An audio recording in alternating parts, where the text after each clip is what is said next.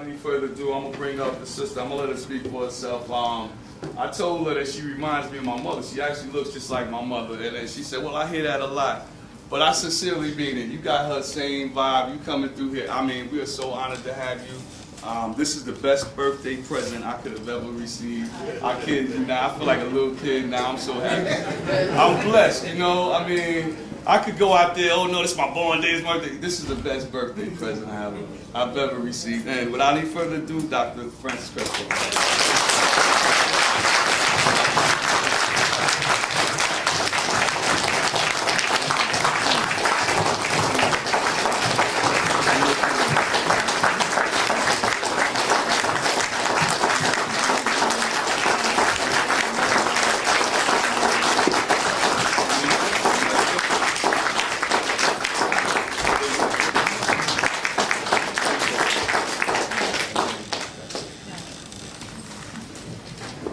Good afternoon, everyone.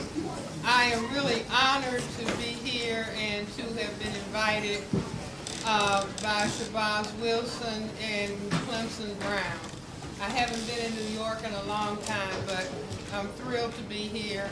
And happy birthday. Thank you. And many more.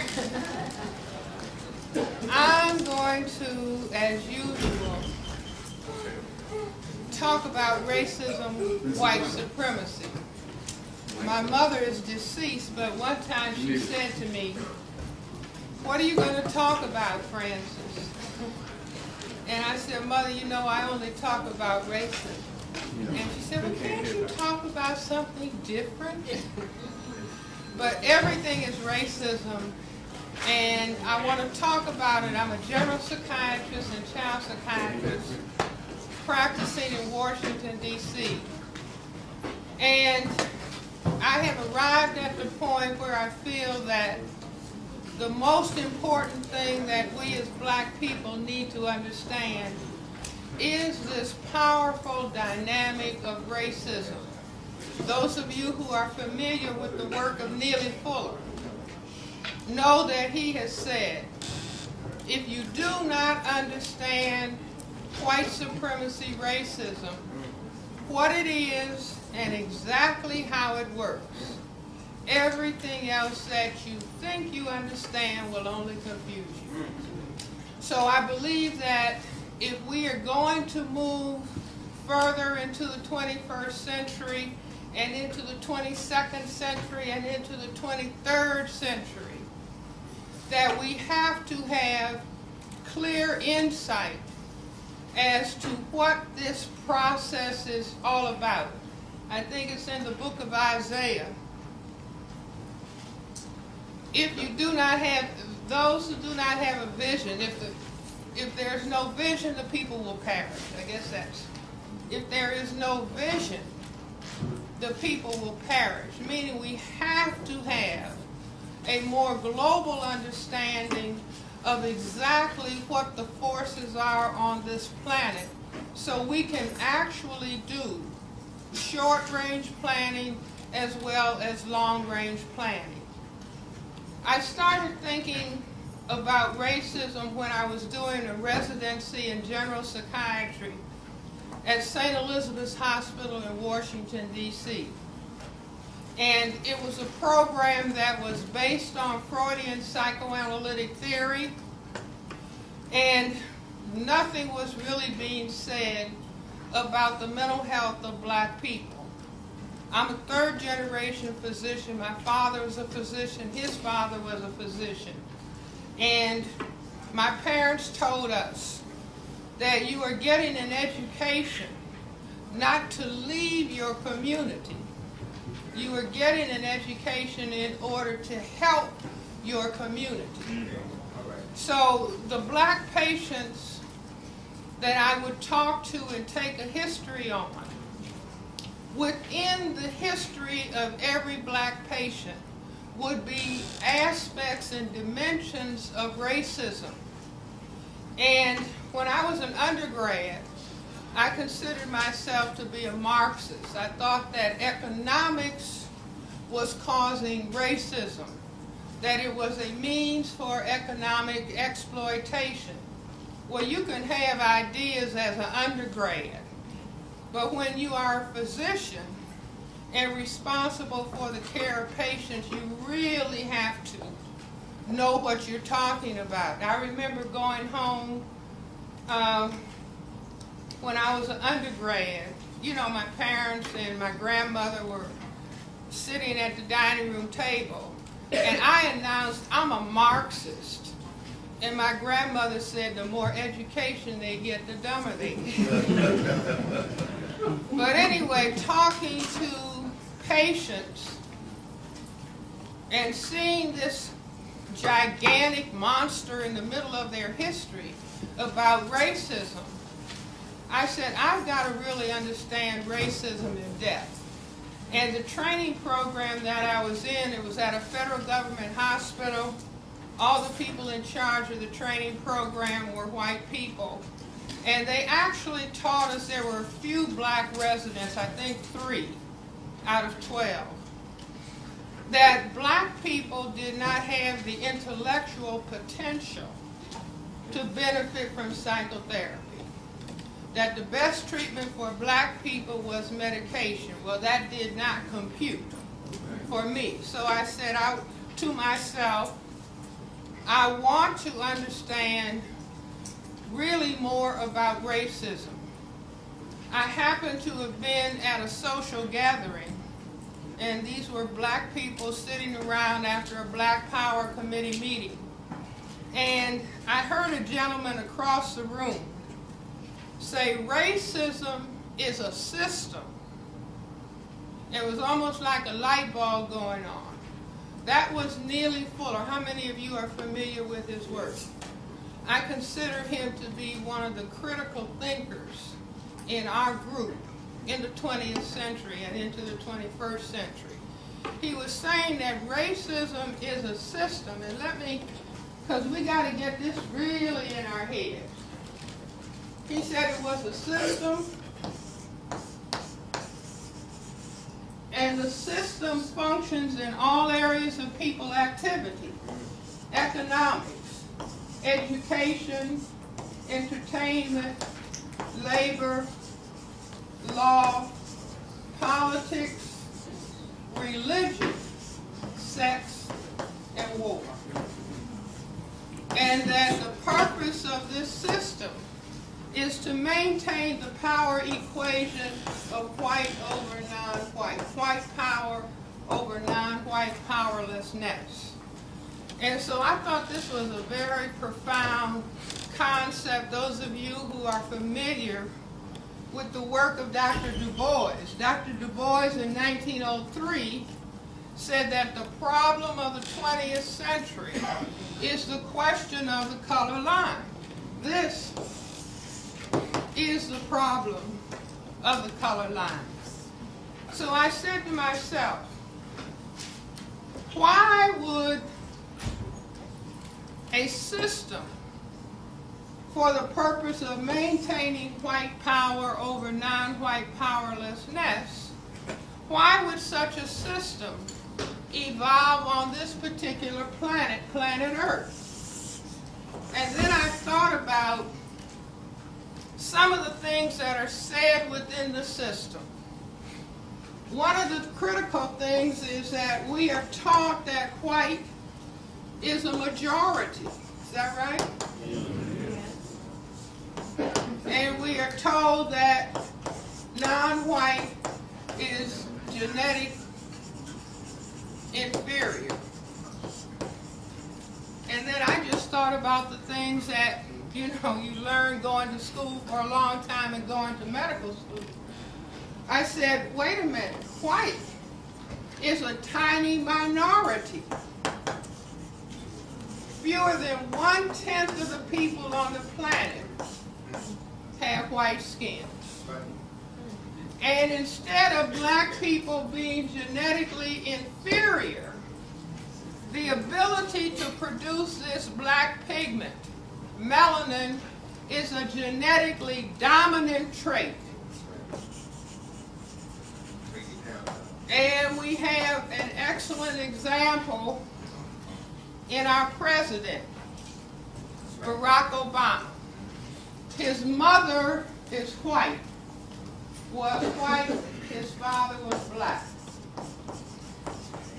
And you mix these together, and what do you get? A colored person. See, always a black person. So I said that, okay, on this planet, planet Earth, in the 15th century, we had Columbus, 1492, coming out of Europe and realizing that the earth was round and not flat. And everywhere these white people landed, they found colored people, right? And if those men were sexually frustrated and the people were over time, and the women had sex, or I should say the men had sex, imposed sex, however you want to look at it. If they waited around 9 months, they found that all of the children looked like the mothers. And so they realized, wait a minute, we are a tiny minority in Europe and no other place where there are white people. So they said, wait a minute, what if these men got in boats and started going from south to north? We could genetically disappear. Now this may not make sense to black people, because under white supremacy, black people try to get rid of their color, don't we? White people don't want to disappear. And I have asked audiences of white people, do you want your children to be colored? Do you want your grandchildren to be colored? Do you want your great-grandchildren to be colored? Do you want your great-great-great-great-great-grandchildren to be colored? I'm polite and they're polite. What do they say? No. Meaning they don't want to disappear. So I said, if you mean this, then you have to do certain specific things in all of these areas of activity so that white does not disappear on planet Earth. Now, unbeknownst to us, this is the critical underlying motivation for all of the behavior of people who classify themselves as white on this planet. I don't know how many of you are familiar with the name Tom Metzger. He is one of the arch white supremacists or white separatists. Some years ago, I was on a television program in Los Angeles when President Reagan's son had a television talk show. And so this particular show was a panel of people, might have been 10 people, talking about race and racism. I just happened to be sitting next to Mr. Metzger. And so during a commercial break, I kind of touched him on his arm. I'm sitting right next to him. And he didn't say, "Don't touch me, nigger." I said, "Mr. Metzger, tell me something. What percentage of people who classify themselves as white are fearful of white genetic annihilation?" And he answered very politely. He said, "Dr. Welsing, nearly all of them. But they are ashamed or afraid to admit it." Now, I can understand that. In other words, this system is about white genetic survival.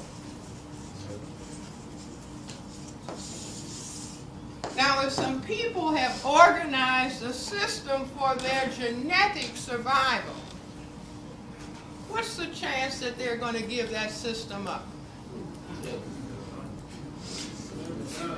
None.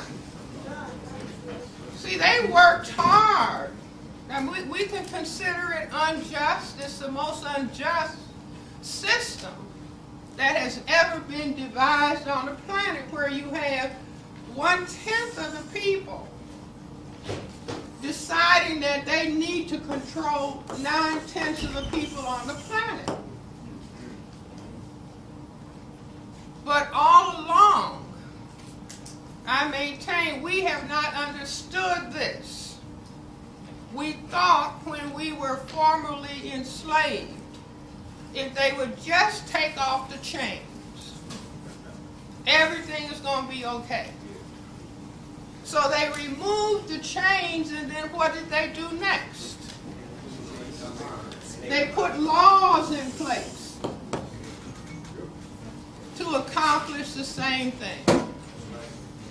And we went through the 1960s in what is being called the Civil Rights era.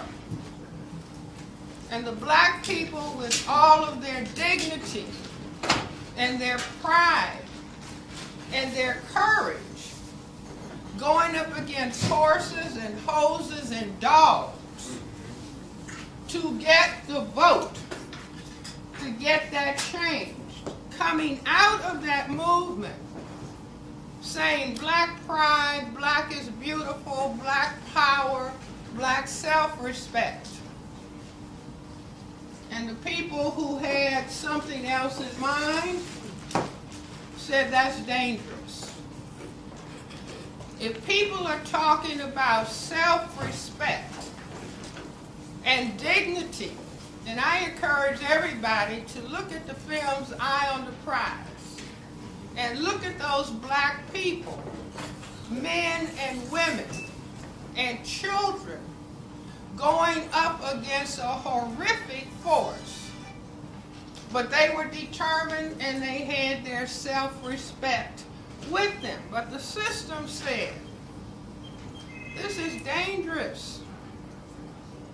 If we let these people go forward, talking about black pride, black dignity, black is beautiful, we will be in trouble. So we have to have something for them. And I maintain that's when they decided, well, we have to feed them images of Superfly, prostitutes, pimps selling drugs, men kicking women, all kind of language. Following that up into the present, with having black people call themselves niggers and dogs and gangsters and thugs and bitches and hoes. That's right. Now once that's in the brain computer, you can do anything. See, that's the complete annihilation of self-respect. Now, we didn't understand it. We thought, oh, this is just entertainment. Like the movie Monster Ball. Or the movie Precious. Do you see? Or the movie for colored girls.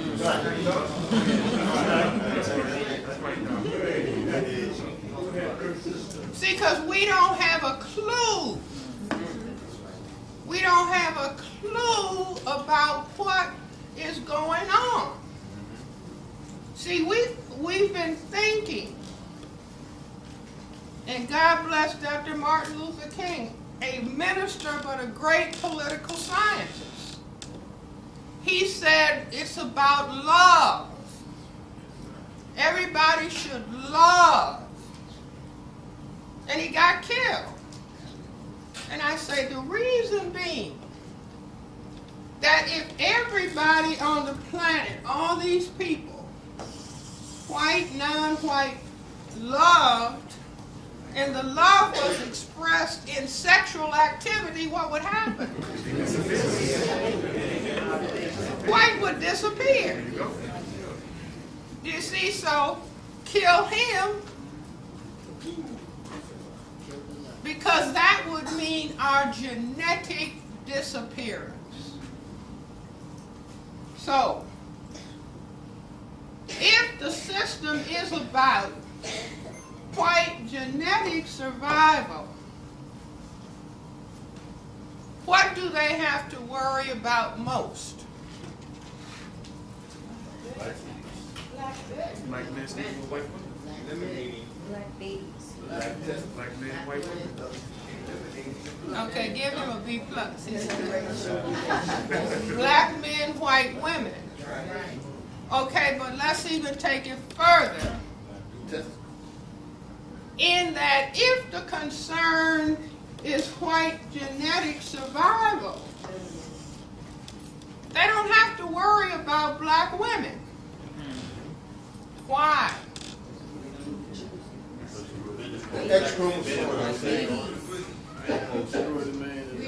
See, the test is going to be next week. The reason being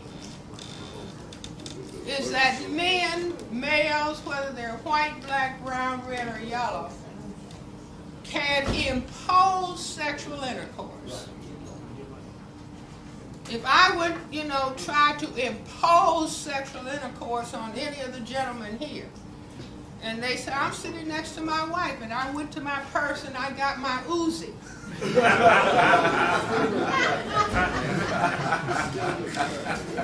And I frightened the man, what's going to happen? I hope everybody got that. The erection cannot be maintained in the presence of fear. So females cannot impose sexual intercourse, like ultimately, what? Frighten the man. Now the Creator made that possible so somebody, if they were in danger, they wouldn't be in conflict. You see, it's fear. Fear about unemployment could cause a man to have erection problems. Are you all with me? So there's a reason that if the concern is genetic survival, and see, we are decoding this material because we have thought somehow if some white people who are going to work with us, sometimes we thought it was Republicans, sometimes we thought, with Lincoln, and sometimes Democrats. But even President Obama is finding out. It could be Republicans or Democrats. But if it's a black man that they're being asked to support, they start jumping ship. Because the test for white people, see, in other words, they work 24/7. They don't sleep. They got 3 shifts going. See, we work 1 shift and then go to bed and then party. They work 24/7 about maintaining the conditions for their survival. You see, because it is very serious to them. And if they have some people who classify themselves as white, who start looking like they're getting out of line, what's the question that they ask? Are you a nigger lover? Do you see, are you with us or are you with them? Now, this is a fundamental question that has to do with the issue of their survival. So we cannot depend on communists, conservative liberals, Greens, libertarians. And see, this is not a lecture about hate white people. It is a lecture about understanding the opposition. And one of the best analogies to have in mind is the game of chess. See, what is the game of chess about? Strategy. Those are nice BC answers. Covering the king. It's about white king checkmating black king. White always moves first. So white is playing what? Offense, defense. And black has to play defense, offense. This is what we have now. This is distressing to a lot of people because we wanted to believe, as we were even programmed to believe in the area of religion. See, I don't know how many of you, I'm a little bit older than many, but if you went to Sunday school, my grandfather was chairman of the deacon and trustee board, so we were in Sunday school before we could see straight. But what did we learn? That God is white. And anybody think they didn't learn that God was white? See, if you were given that little Sunday school card with a white picture of Jesus, your brain automatically concluded that his father had to be white. His father could not have been black. Now, if he was a historic figure, he was black. Even Billy Graham said that Jesus could not have been white. But we are programmed to think that Jesus was white, and therefore his father is white. And we were taught to sing, Jesus, translate white man, loves the little children. All the little children of the world, red, yellow, black, and white. All are precious in his sight. How many know that song? Boy, no more church going in these days. There was a time when everybody knew those basic songs. You see, but being taught that God is white, and they got a musical, came out some time ago, Arms Too Short to Box with God. Meaning arms too short to box with the white man.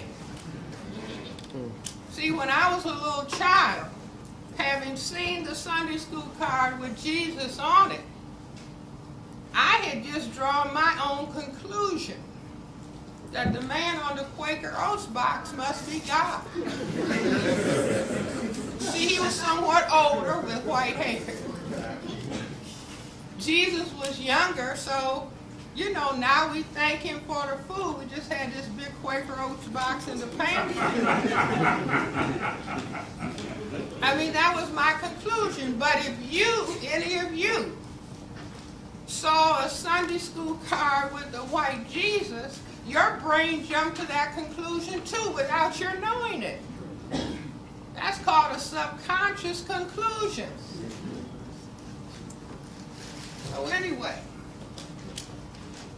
this was deeply programmed in our thinking, but I tell people that the truth is you cannot hide it. That it will come out in material. It will come out through the subconscious. Because if we break the name Jesus down in Ebonics, it spells just us.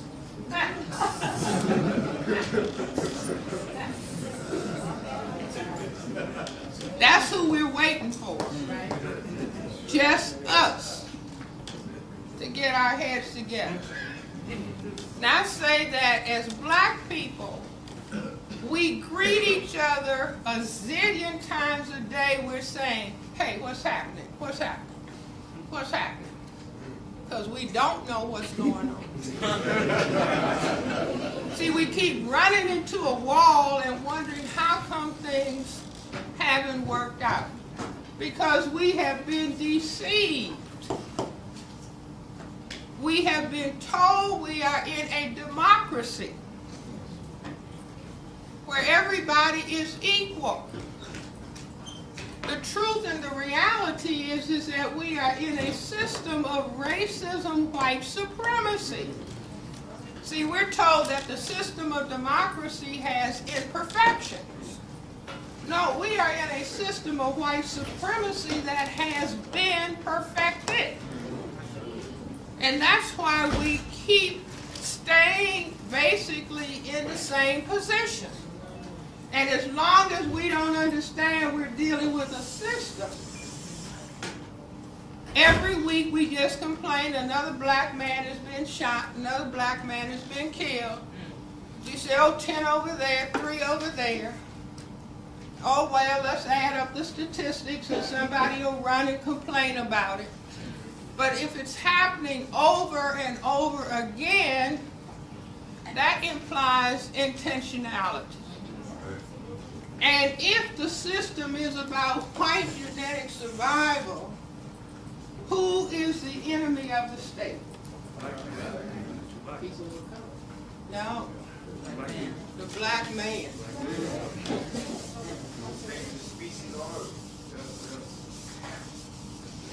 See, in a war,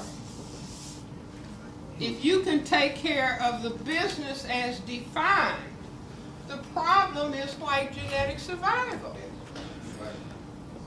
So what do you have to knock out in order to not worry about white genetic survival? Exactly. The attack has to center on the black man. Now, years ago, in the 1970s, I was teaching at Howard University College of Medicine, and I would have Neely Fuller lecture every Monday night from 8 until 1 o'clock in the morning. And it would be students and people from the community. And Mr. Fuller used to talk about the system of racism, white supremacy, is going to have black men wearing dresses. And now this is 1970, about 72, 73, and that sounded so far out. Nobody, you know, what's he talking about? What has recently happened at Morehouse College? The president of Morehouse College had to announce and lay down the law that the black male students, those who were so inclined, could not wear high-heel shoes, could not wear dresses and carry pocketbooks. Now this is 2010. That if the system, see, in other words, we have to keep system about white genetic survival. This is what the system is about. And the system is working 24/7. If I turn the black male into a female, can I relax about the fear of white genetic survival?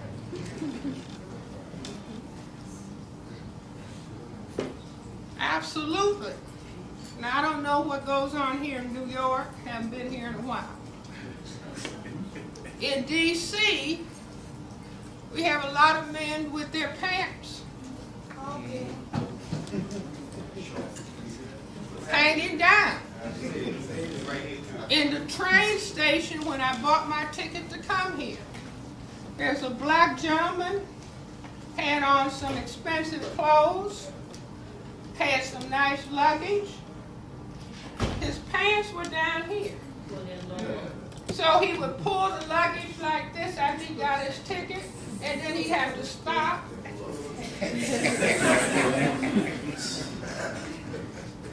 Walk a few more steps. Wow. See, now, in other words, imagine somebody looking down from another galaxy or planet. You see, in other words, psychiatrists' behavior, all behavior has significance. You just have to understand the context and the power that is controlling it. Do you see what I'm saying? So, to understand what is happening, because what are we told? 70% of the households are without fathers. Read a book recently where a young black man is talking about having gotten into some difficulty doing a carjacking, carrying a gun at 16. And he said in the book, I had to go to prison to find my fathers. He said fathers. He said in prison was the first time he had an opportunity. Now, he didn't consciously put himself in that situation, but looking for fathers. I had a black male child say to me, you know, somebody brings a child to the psychiatrist because he's not studying or something. I had one child say to me who was about 10 or 11 years old, Dr. Welsing, I think I could do my homework if I just had an official father. Now that makes the psychiatrist want to fall under the desk and start crying. I had another child say, if I had a father, he could at least have taught me what goes on under the hood of a car. I had another child. All these children are brought into the psychiatrist because somebody says, teacher, principal, they're smart, but they won't do their homework. Or they won't study. This child came and I said, sweetheart, don't you want to work hard in school? This was years ago. So you can help black people. And this little boy said, no. He wasn't being smart alecky, he wasn't being rude. And I said, you know, the psychiatrist wants to hear the child say yes. He said, no. And I said, why not? He said, if you try to help black people, you're going to be killed. Now this is a little black child around 11 years old. Said Malcolm X, George Jackson. I said, IQ 265.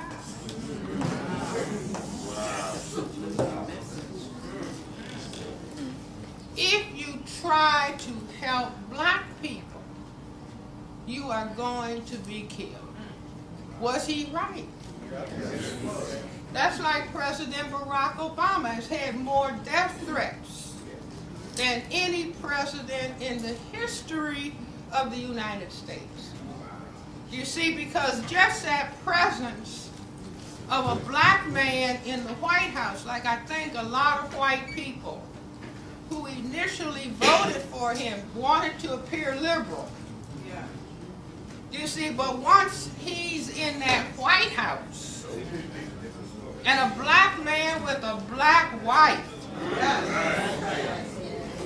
and a black grandmother, that's the whole package.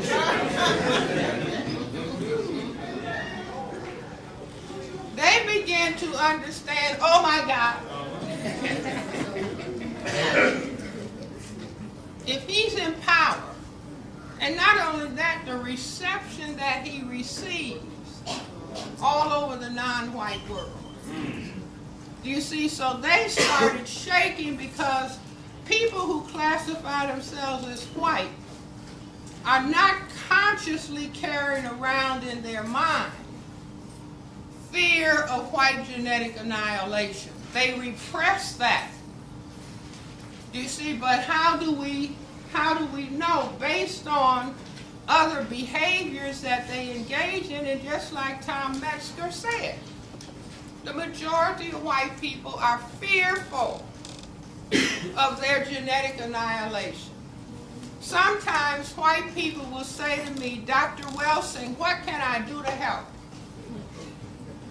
And I say, tell black people what white people talk about when there's no black people around. They all go silent. Because what are they talking about? They're either talking directly or in code about white genetic survival. I had a white college professor say to me after I had been invited to speak at a prison, white university giving educational programs in a prison, 100% of the prisoners black males. So I went and talked about the same thing I'm talking about here, about racism. So this white professor said to me, because she drove me out there, drove me back home. She said, see, sometimes when you push truth, and I'm not being rude and disrespectful, people feel compelled to come out with their truth. So she said, Dr. Welsing, you know, I hate to admit it, but on all social occasions, not some, not a few, on all social occasions when it's white people together and there's no black people around, she said, we are talking negatively about black people. And the assumption is that everybody present is in agreement. So I told her that I understood that. See, they're simply talking code.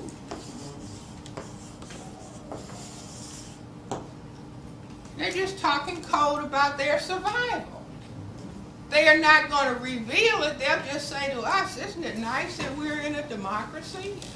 Do you see? But they are talking code about their survival. And at the same time that a black man is in the White House, there are millions of people locked up in prison. Millions, thousands of black men locked up in prison. You can say the incarceration of black genetic material. Now I say that the system 24/7 is talking about this critical problem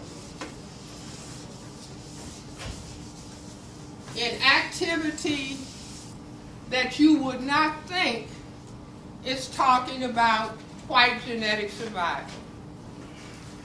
So one day, one Sunday, it was so quiet, I said, gee, what's happening? It was so quiet. See, when it's quiet, you can think. Yes. And this is why they say, now this is your music. Boom, de boom, de boom. See, all that loud music turns off the brain computer because of sensory overload. See, they use loud music, our loud music, to torture people in Guantanamo.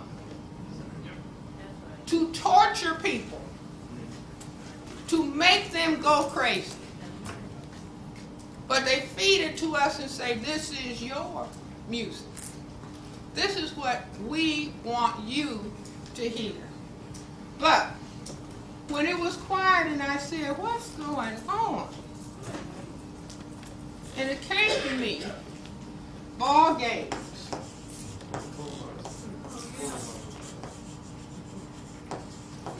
And I said to myself, for ball games to have a whole city be quiet, the ball games must have a significance, an important significance that we're not generally focusing on. So it just pops. See, once you understand the context, meaning system of white supremacy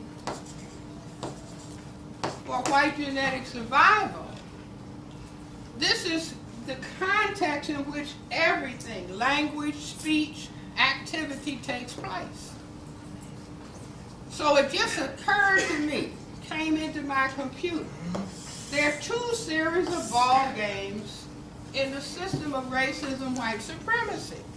If you read the ISIS papers, don't answer. What are the two series of ball games? See, you're looking at it all the time. But if you don't see the context, you won't see it. But you're looking at it. What are the two series of ball games? If you read the book, you're going to be expelled if you answer.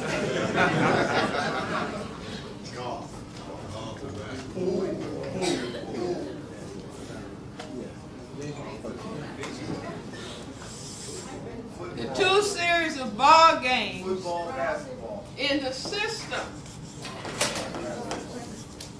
of racism, white supremacy are big brown and small white.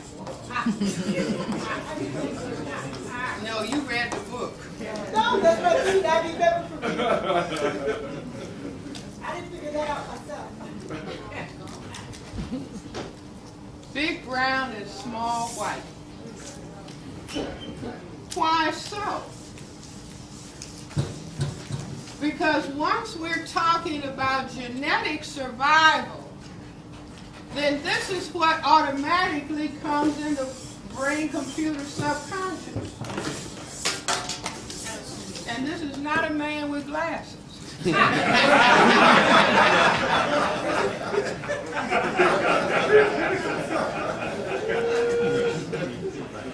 I need to get a model to come and stand up? See, why does this come into mind? Because this is a diagram of male genitalia. This is the phallus or the penis. These are the testicles. The testicles contain the genetic material. What are the testicles called, colloquially? Balls. Is that right, Clay? See, I don't make up stuff. I just observe. Balls. So out of the same brain computer that set up a system of white supremacy comes to, see, this doesn't come out of our brain computer. It didn't have to. So the big brown balls mean the genetically dominant balls.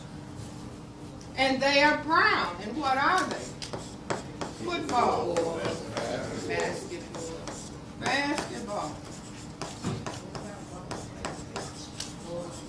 Bowling ball. Earth ball. Small white, marbles.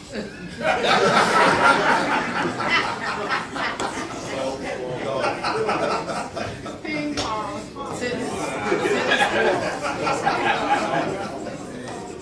Baseball. Tennis.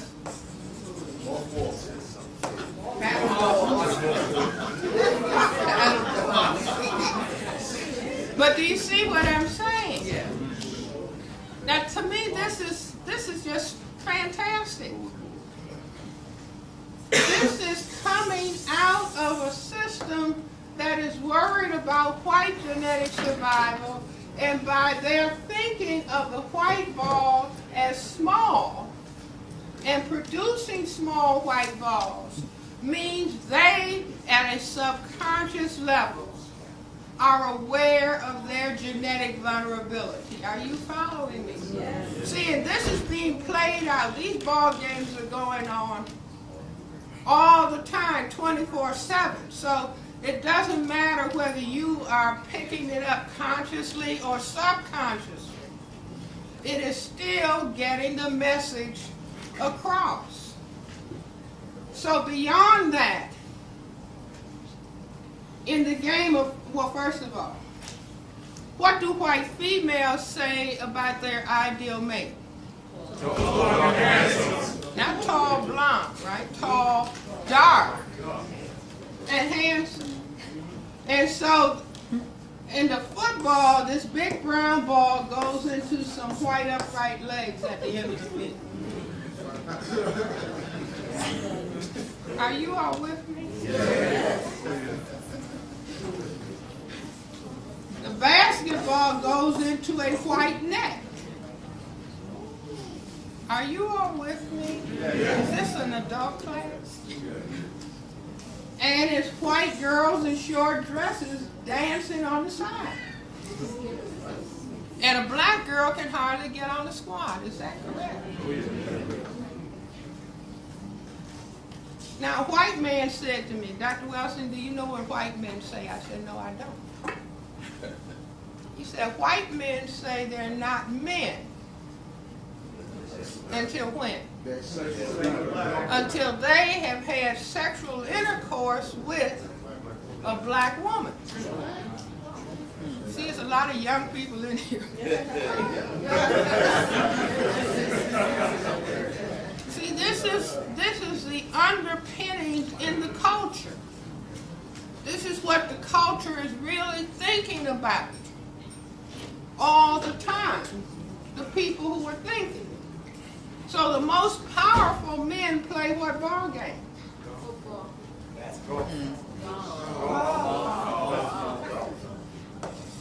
Now our president just got hurt playing basketball. Do you see? But what the game that the white presidents play? Golf. Now how is that game played? I'm going to demonstrate.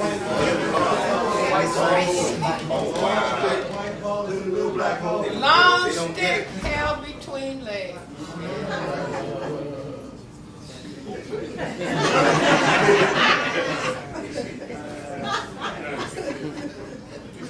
Trying to get the little white ball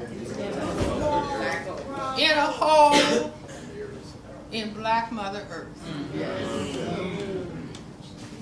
And if this is a real, are there any little children? I see a couple. I'll address the grown-ups. The golf course is laid out, and it always has water holes. It has rough. It has sand trap. And then it has a hole that it's supposed to go in. Now anybody studying anatomy and female anatomy will understand. This is pubic hair. See, the ball happens to go in the rough. Or the ball can go in the water. See, the female genitalia, you have the vaginal opening, you have the urethra where the urine comes out, and you have the anus, and that's the sand trap. Are you all with me? Yes. I don't want to ruin anybody. We have got to understand racism and white supremacy. We have got to understand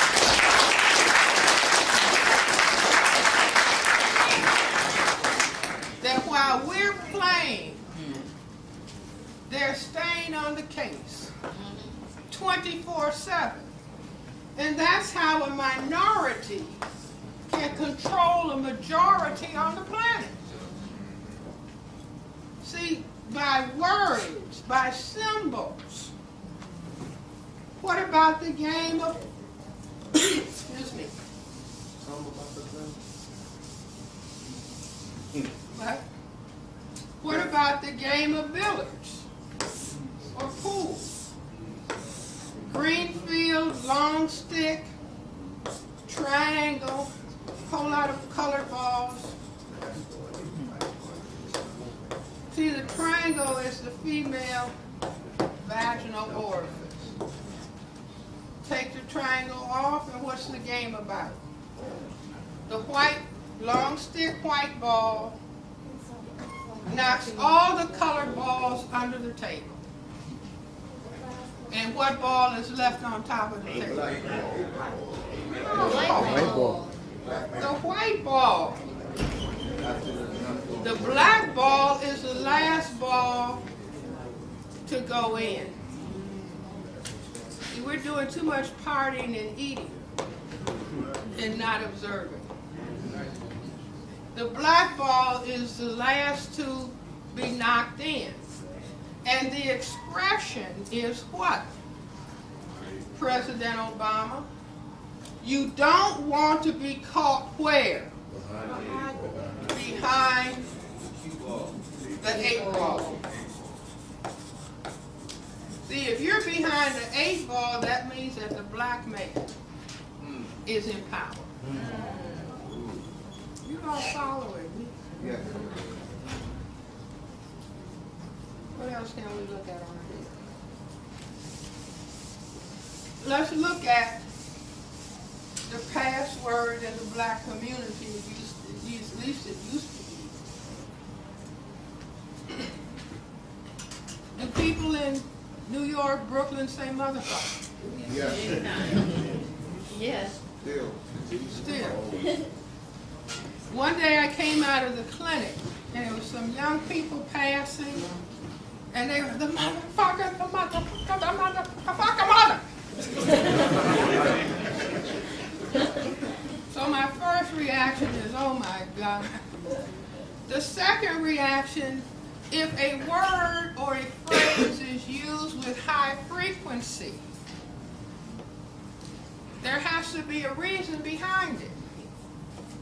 So I said to myself, in the system of racism, white supremacy, there are 5 people categories.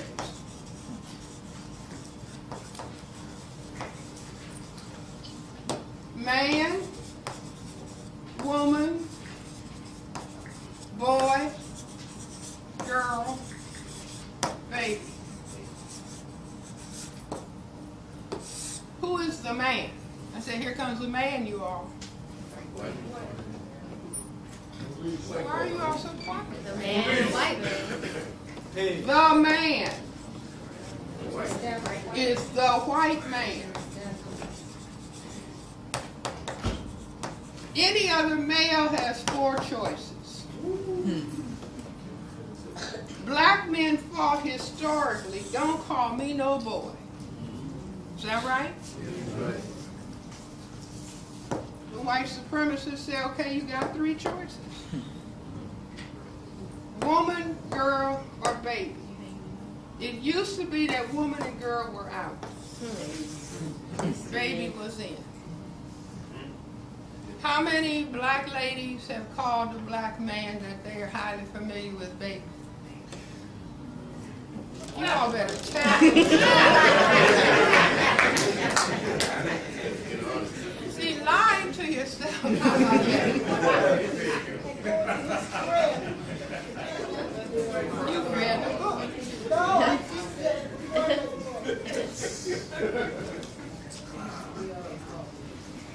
How many gentlemen have called a lady that they're familiar with mama? Hey mama, can I ride with you?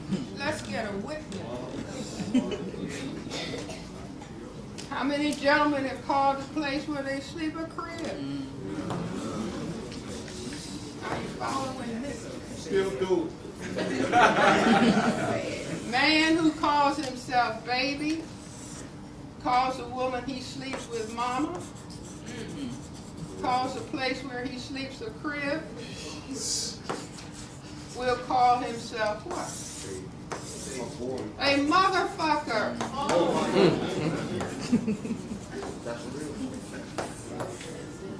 Are you all with me?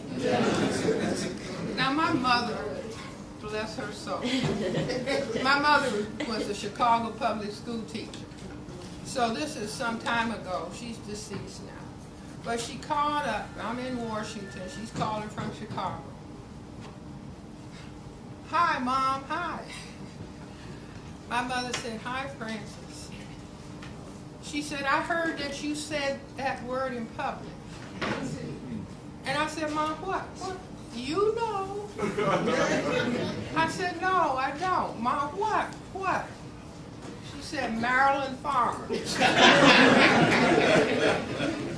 I had never heard that before, but you know, I said, Ma, don't worry.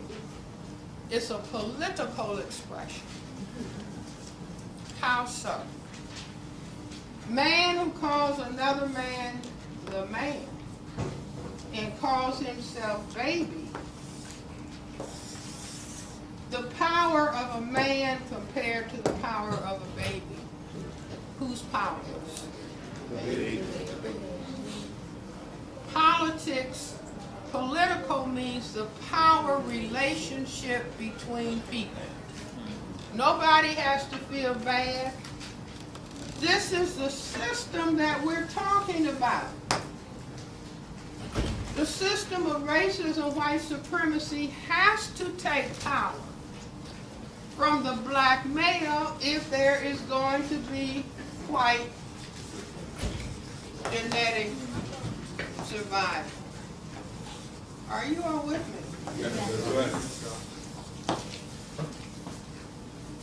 See now, if we begin to understand this, so that we understand what we are dealing with, then we can begin to have choices about what we're going to do on the black side of the chessboard.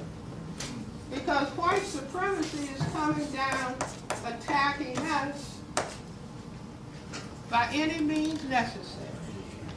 See, whether they have to do it with Tuskegee syphilis experiment, HIV, AIDS, Ebola, whatever, cholera in Haiti, whatever,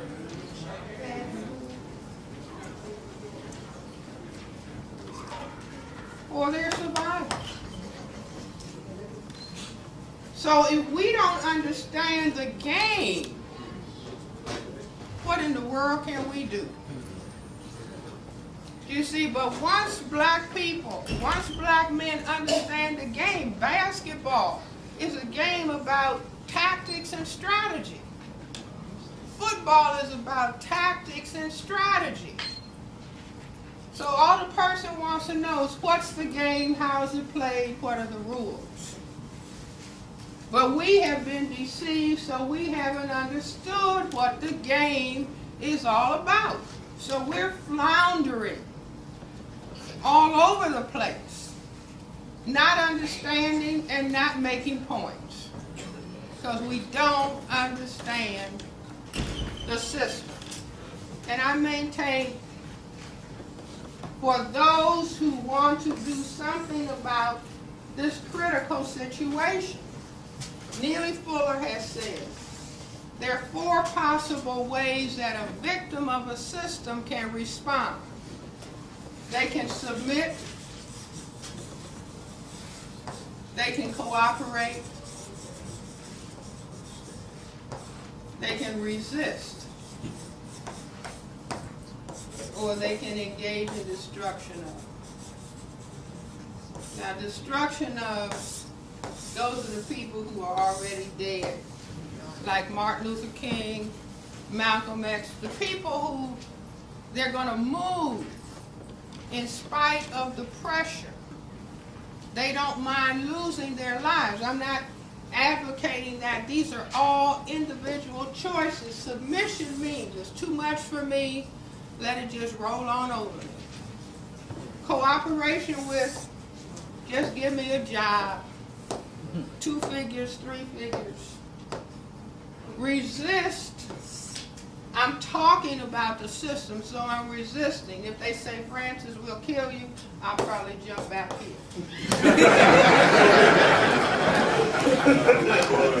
It's all a matter of choice. You see, but at least to be consciously aware of what is going on. Like Neely Fuller says, who is an Uncle Tom? The person you see when you brush your teeth. That means, see how quiet? No, that's just cooperating with the system. The slave master told Uncle Tom to take some other slaves to another plantation. He didn't run away. He said, I gave my word, so I go back to the plantation. The slave master did him in, but he was cooperating. See, if you stop at a red light, you're cooperating. If you stop at the cashier in the supermarket, see, you're owed everything free. Every black person is due several $1 trillion for what happened to us. You see, but so you pay at the cashier. You stop at the red light. We're into cooperation with, but people can decide to resist. I say talking about what the system is really all about. Not deceiving ourselves as to what the system is actually about. And the people who keep resisting, even though they're threats to their lives, they're in a special category. This is not show-off category. It's just where the person's will and where their commitment is. And again, this is not about name-calling white people, cursing out white people. See, I was given a lecture on Thursday. I said, you know, one of the most important things we can do in relationship to people who classify themselves as white is to say, we're afraid of you all. We're afraid of you all. See how quiet it is? That means that truth, but it's not speaking out. Do we have a right to be afraid? Yeah. Sure. Sure. Look at this. I said, this is the problem. Perceived as the problem. When a white police officer, so-called, stops a black man and says, I thought he had a weapon. He does.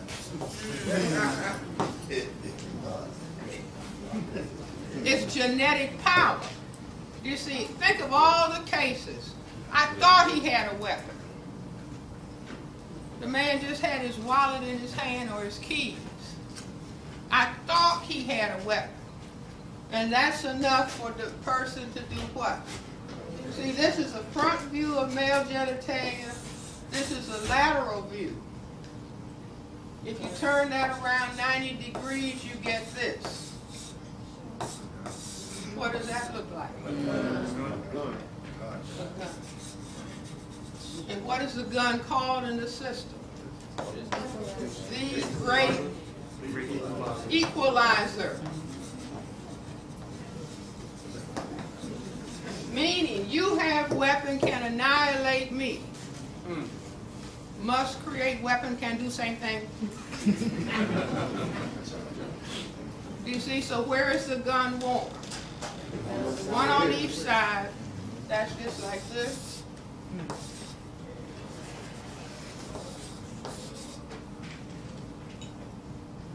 And then it's called justifiable homicide.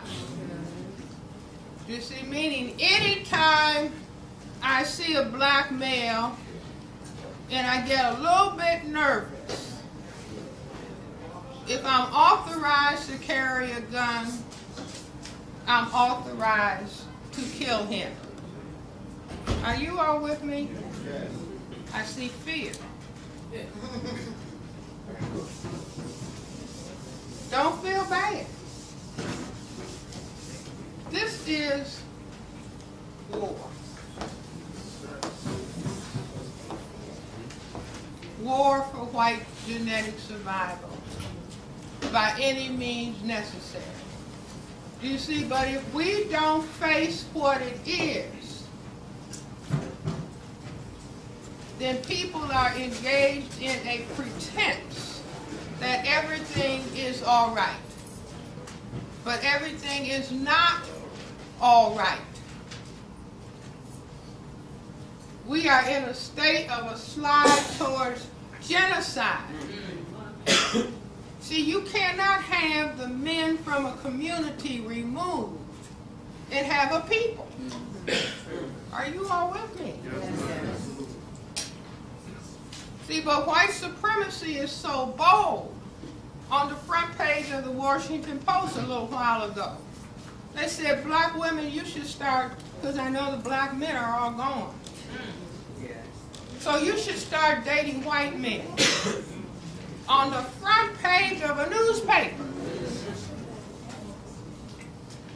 Do you understand? That's just like slavery. We're killing off the black men. So, hey, you want to have a man, so-called? Get a white man. You see, and then on the other side, they're saying, now we are unleashing a certain number of white females to go with black men. Because that will make them believe that racism, white supremacy doesn't exist. A young man came up to me on Thursday at my institute and said, I just came back from Germany, Dr. Welsing. He said, there's a lot of black men who are out of the service and they're married to German women. He said if it weren't for the color, they got, you know, they're kind of built like black women.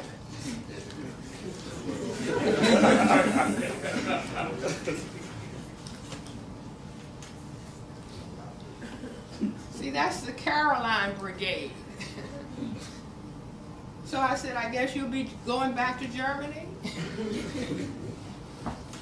See, that the system has figured out in formal slavery, when the white slave master would be rampantly raping African women. But the mother would be black. And she would tell the child, you're black. White females tell their offspring, you're not black. You're mixed. Now, what does that mean she actually is thinking about black? To say to the child, you are not black. But let him try to stop a cab. Let him try to get a job. So he becomes schizophrenic. Because he has been taught by the mother to hate black. I really don't respect your father. You see, but these are all of the kinds of confusions and difficulties that go along with maintaining the system of racism, white supremacy. So every black person has a whole lot of choices. Submit, cooperate, resist, or try to destroy. So this is where we are. So what do we do?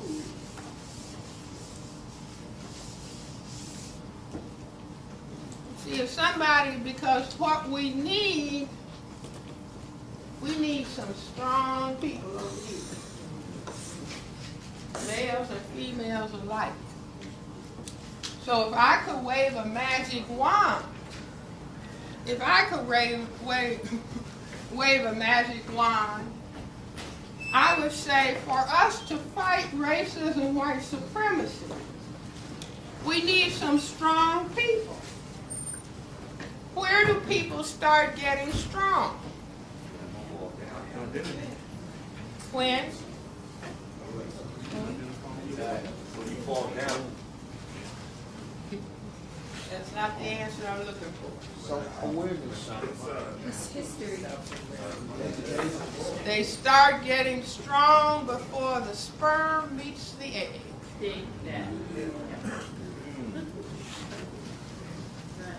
You know, people used to insult people by saying, you're a bird brain. You know, because birds have little tiny brains. But I say the bird knows. You build a nest before you lay an egg.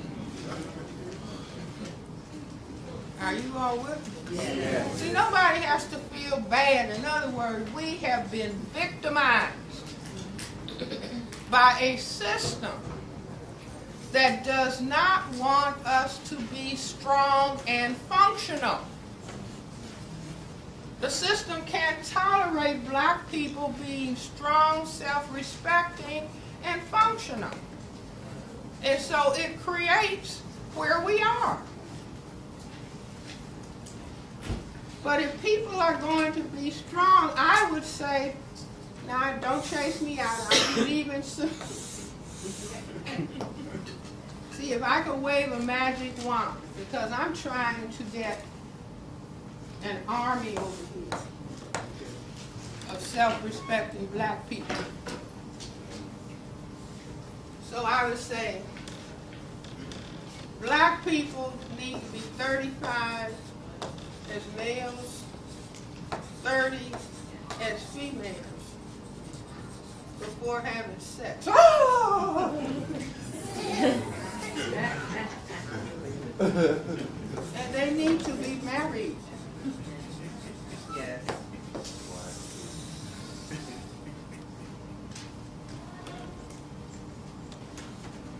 Because what the system has us doing, see, we're under fire 24/7.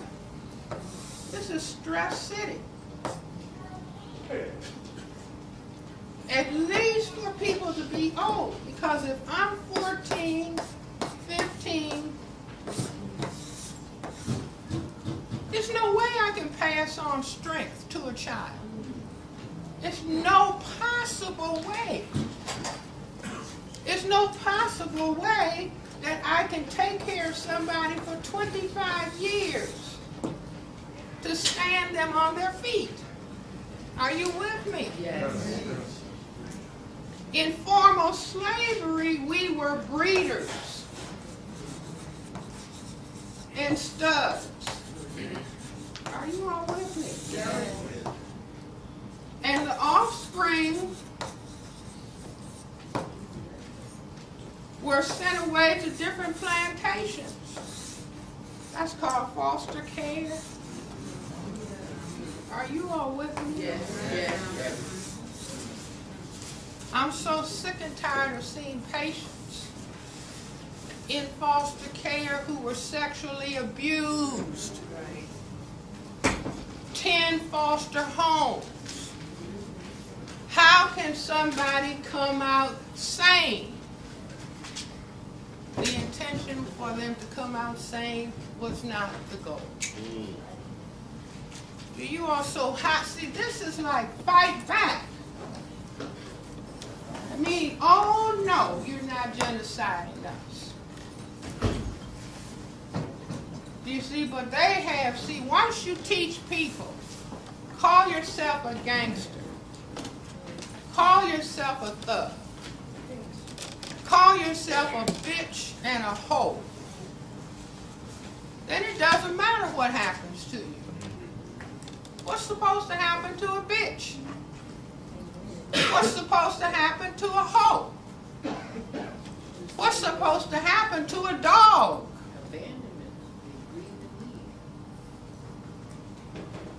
Right. The system says, hey, I'm really wiping you off if I can. And the only response is, no, you're not. No, you're not, for those who can. No, you're not. But see, we don't really have a convincing response to that. So they can, how many people have seen CNN and Soledad O'Brien talking about Jonestown? And they keep putting it on, and putting it on, and putting it on. 1,000 black people were killed. I say they had to be gassed, following a white Jesus called Jim Jones. I say they had to be gassed because dogs don't drink Kool-Aid.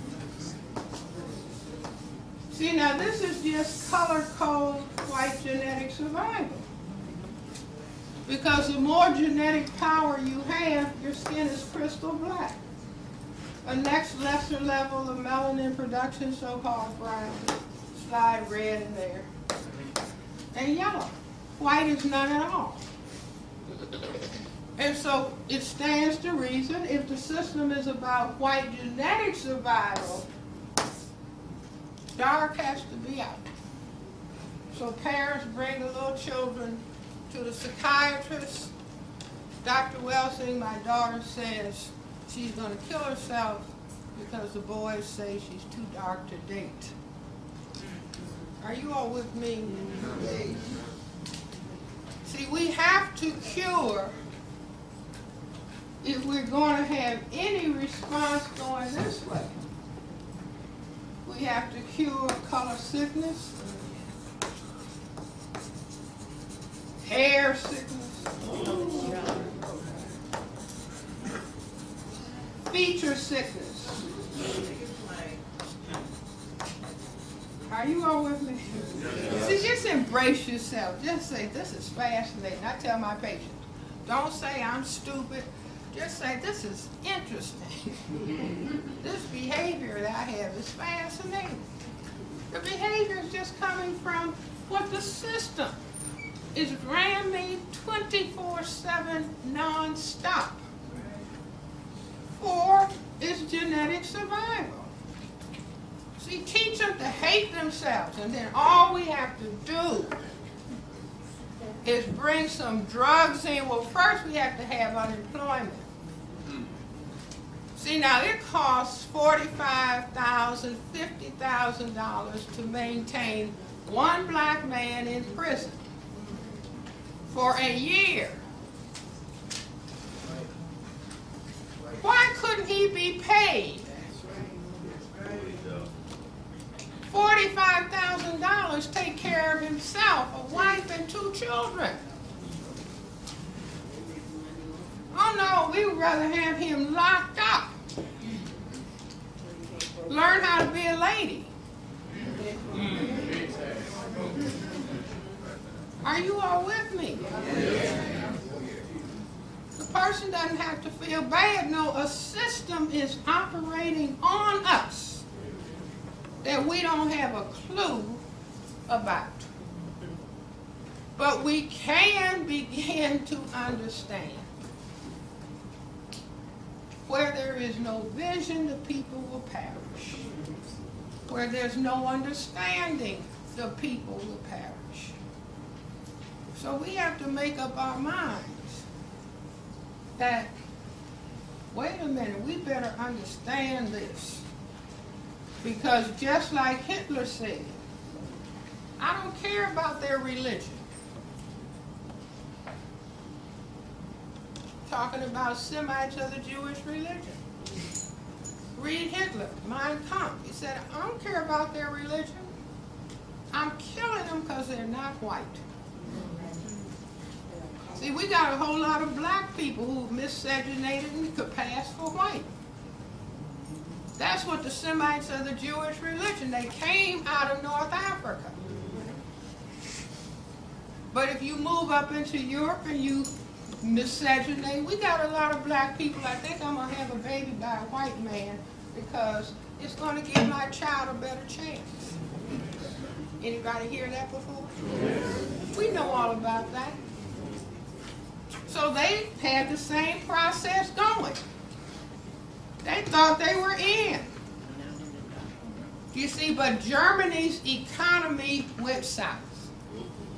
Does that sound familiar? And when everybody is shaking and nervous, Adolf Hitler came on the scene. So what we're going to do is kill him.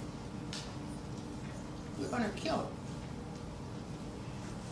I'm going to kill 11 million was the number he set for himself. He succeeded in killing 6 million. See, 6 million. You ever start wondering where the people who are moved out with gentrification, where are they? Where are they going?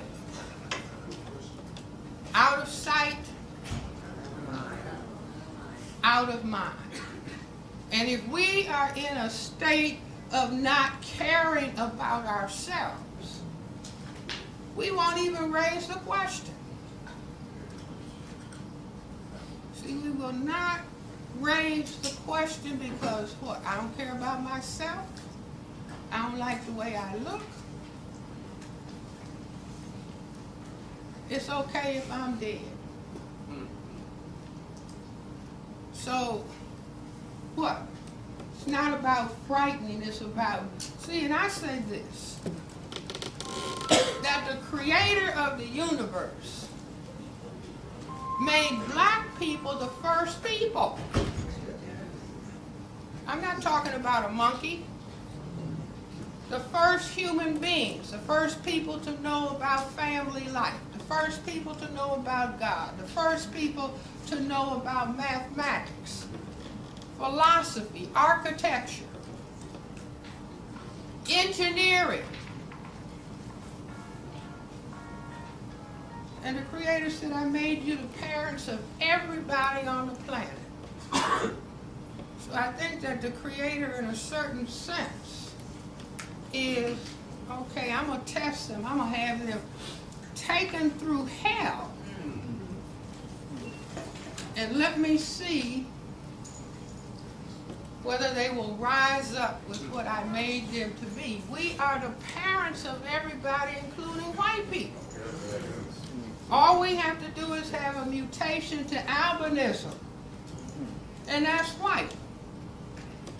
Here's a passage in the Bible. The sons of God saw the daughters of man, and they were fair. Meaning the sons of God, the crystal black people, saw the daughters that were mutations from man, and they were fair. What does fair mean? White. See, and it's just like I gave a lecture in New Hampshire a long time ago, and I told the white people, I said, you know, maybe we owe you all an apology. We black people. So maybe we were the first child abusers. Because we are the first people. How many people are reading the articles that are coming out of Africa about how black people are treating the albino mutants? Yes. Mistreating them, right? So here's the huge continent of Africa.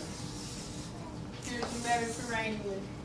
Here's these little tiny countries of Europe.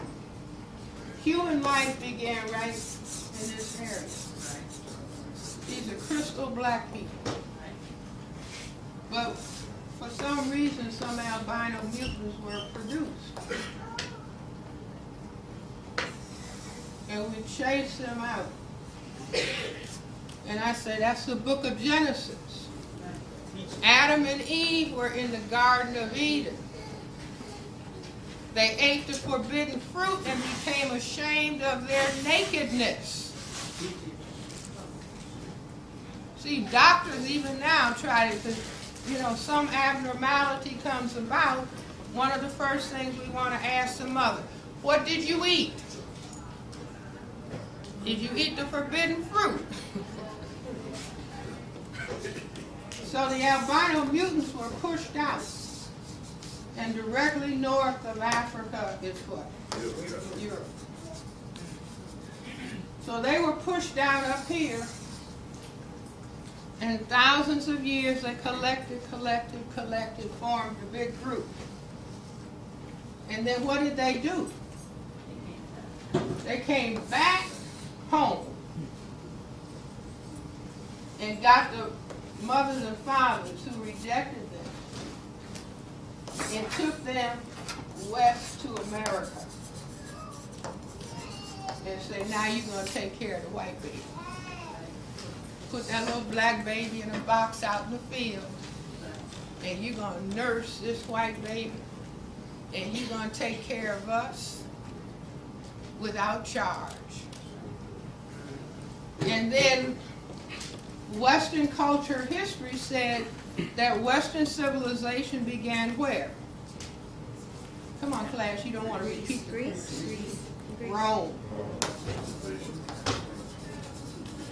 And the founders of Rome, Romulus and Remus. And what were they doing? So Romulus and Remus had to suckle on a wolf. That means they are foster children. Are you all with me? And then what do Romulus and Remus start a culture that says what? The dog. See, the wolf is a canine. The dog is a canine. And the culture says the dog is man's best friend. The dog is treated better than the black people. Are you all with me? See, and if anybody has any experience, a psychiatrist sees this all the time. Let's say a child is given up by the parent. And so, you know, the fantasy is that one day the mother and child will get back together and they will embrace and live happily ever after. But that's not what happens. There may be an initial embrace. And then what is the child's response going to be? You gave me up. You so and so and so and so and so. Are you all with me? And anger and hurt and mistreatment follow.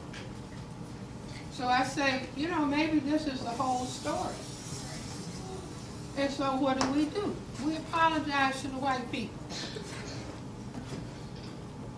And say, but now, since you set up this system of injustice, we're going to stop it. See, this is not going to continue. Because this is not the way that we can have peace on this planet. And we are the parent people of the planet, and we are going to take our parental responsibility. Because I can see the Creator sitting up, he, she, combination of both maybe, saying, hey, I made you all the first people on the planet. I gave you everything. Nobody is more than you. So don't call on me.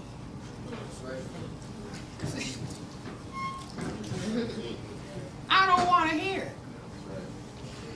I want to see whether you are in touch. I hear that black people are the most religious people. Are we in touch? See, are we in touch? You know, even the white people say, what? The most powerful thing in the universe is what? A black hole. Yeah. And now they discovered the thing that holds it all together is dark matter.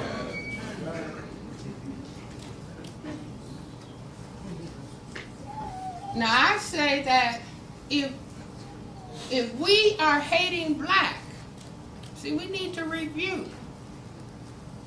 George Washington Carver, black man, crystal black man. He said he would go out early in the morning when it was quiet, and the plants would talk to him and tell him what they could do. See, this pigment, black, is the superior absorber of energy. Everything is energy. Everything is energy. What if these cells that we wish we could get rid of, oh God, give me some more bleach. And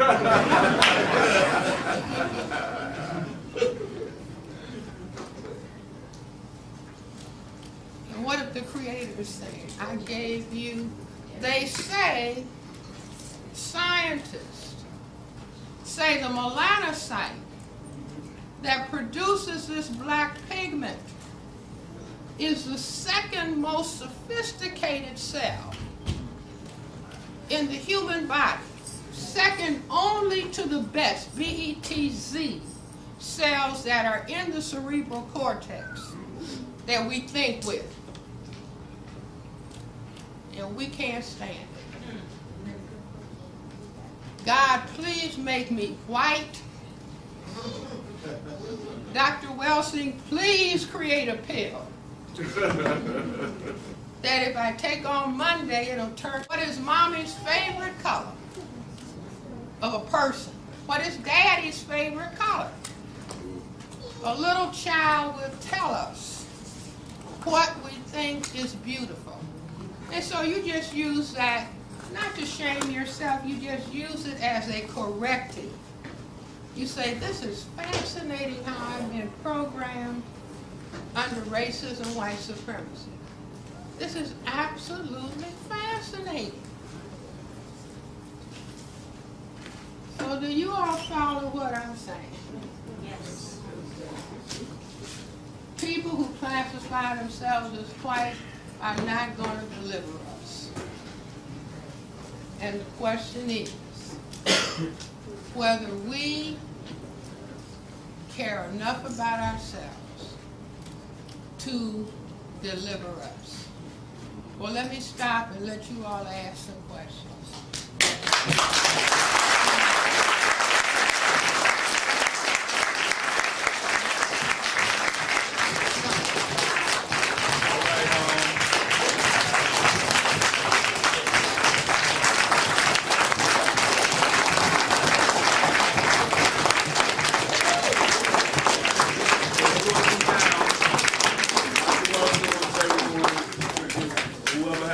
I want to make it as orderly as possible. If anything, if you're close to this side, make a line here at the second row, and over here, and make a line from the second row. Whoever has questions that they would like the doctor to answer. And we're going to do one side each. All right. Starting on this side. Come up and real line. Come up.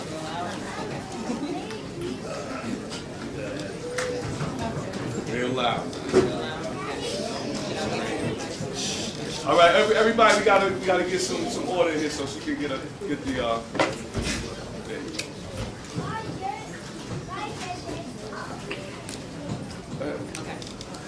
So my question, Dr. Welsing. Loud. Okay.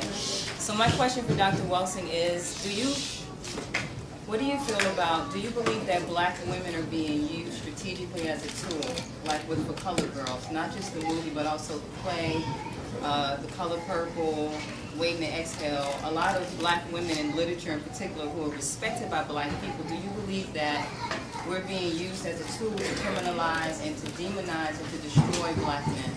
Well, see, as long as we do not understand the system, we will be tools of the system, whether we're male or whether we're female. You see, in other words, black women don't have anything to do with white people making strategic decisions. We don't have to worry about the women.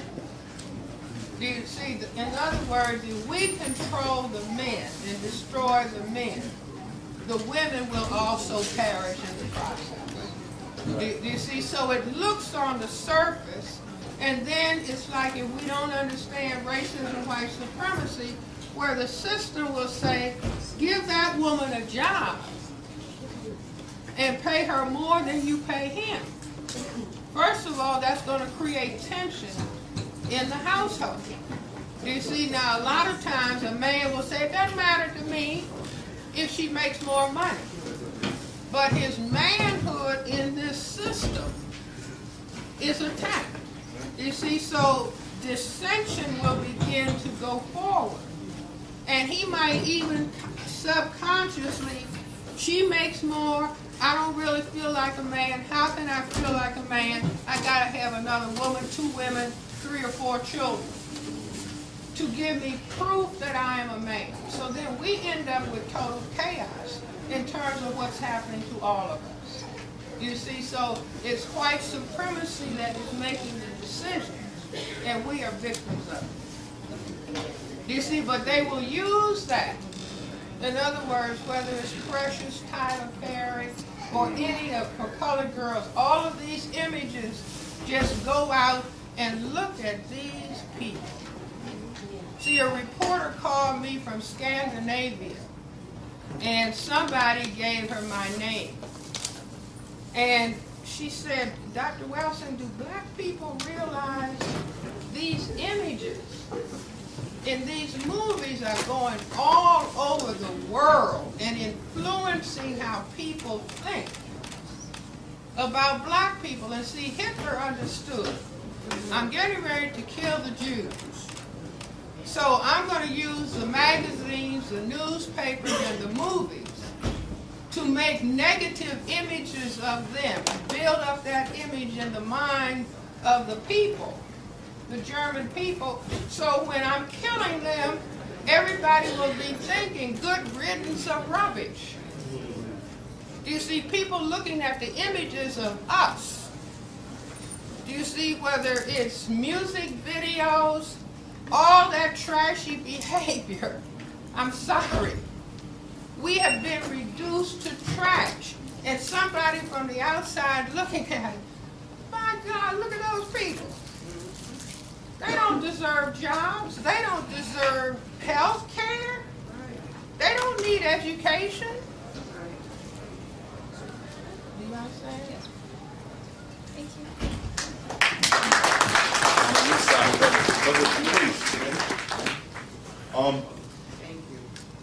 He's going to record the answer if you don't mind, because this is for someone from Facebook. Don't worry about it. All right, good. Shai Pacheco Hamilton from Facebook asks, she said to ask you, what do you think about suicide rates rising among black youth? Why not? See, it's like, if you see some of these male children that have what I call father hunger, they want their father so badly. I was just talking to a gentleman who's a social worker on Thursday night, and he was talking about a child who's acting up in school.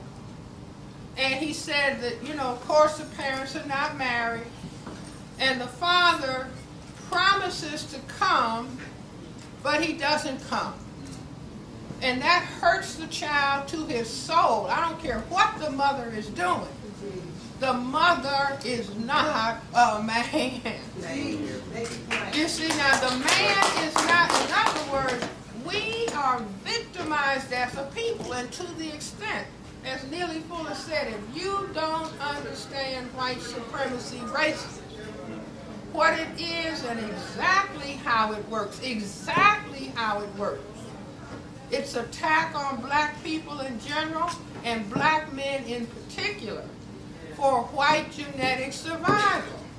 Do you see? So it's not about blaming ourselves. It's like trying to find the courage to look at white supremacy.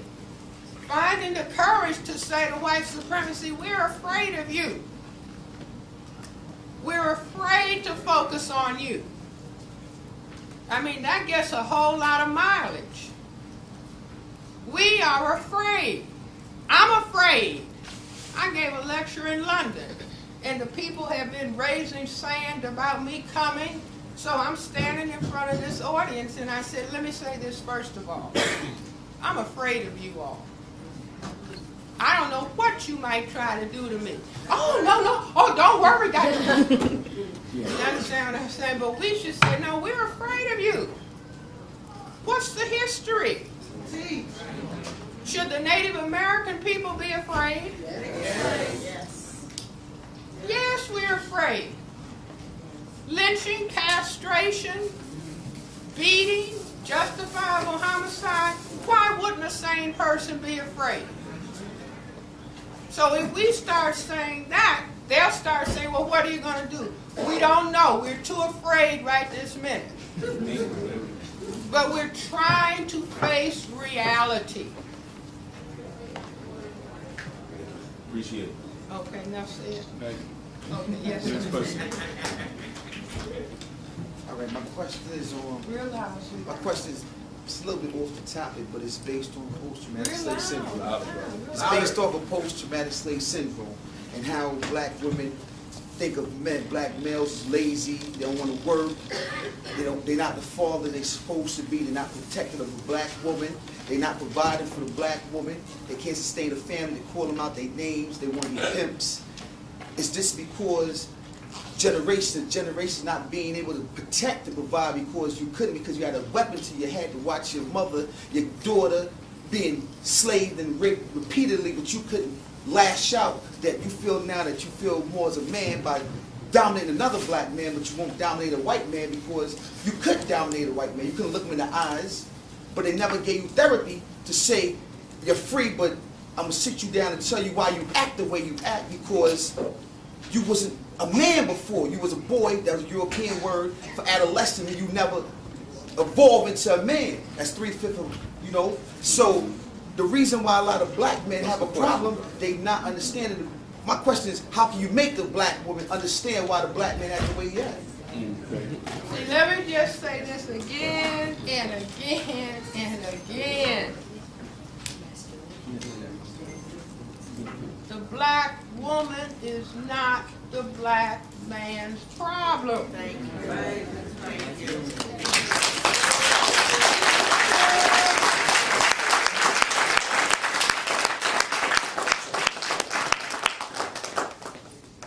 Do you understand what I'm saying? Yeah, no doubt. But I want the black men to understand this. Well, in other words, we gotta embrace ourselves. There you go, bro. Embrace ourselves and embrace each other. And then let's get down to understanding. You remember some of the old cowboy movies?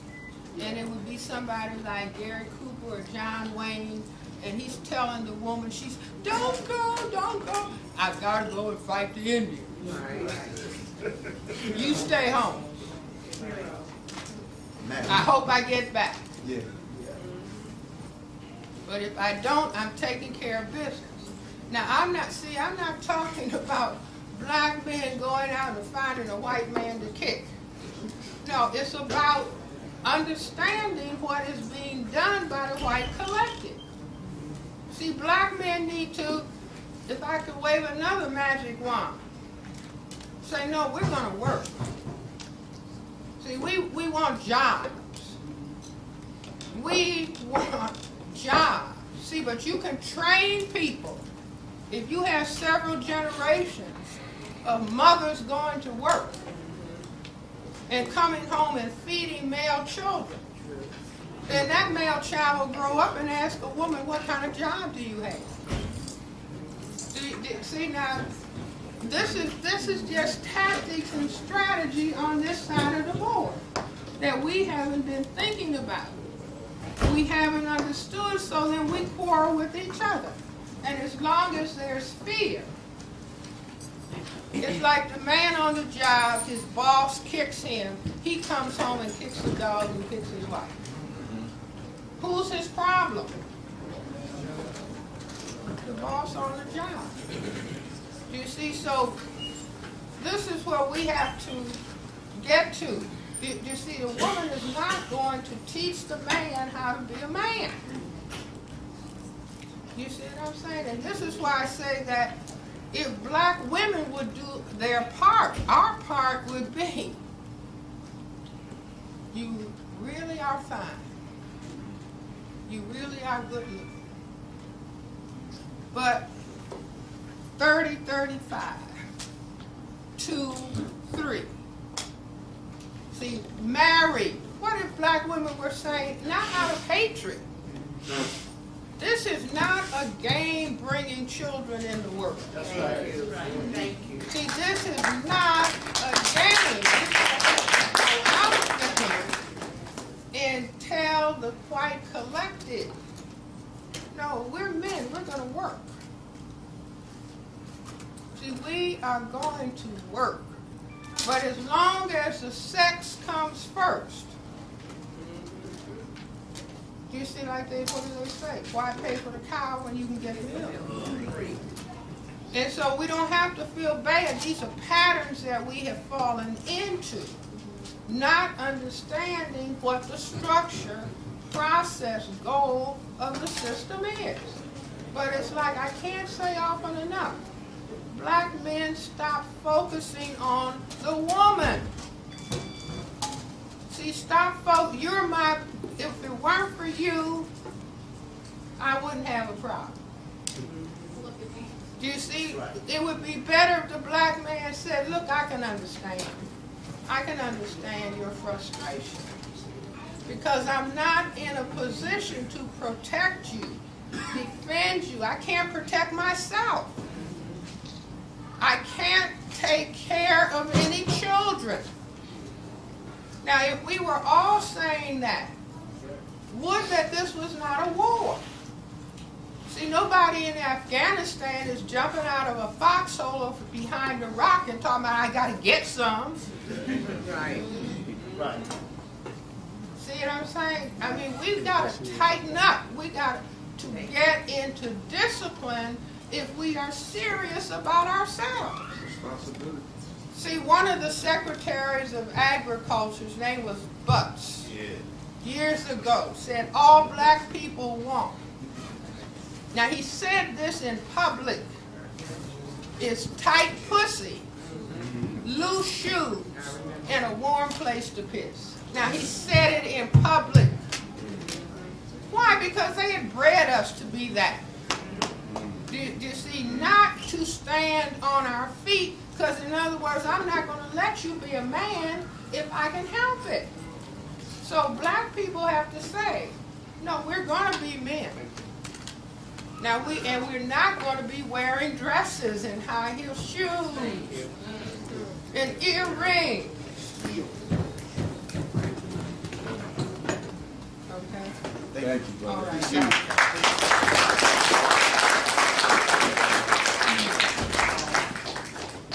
I'm not really a loud speaker or shouter, you know? Real loud.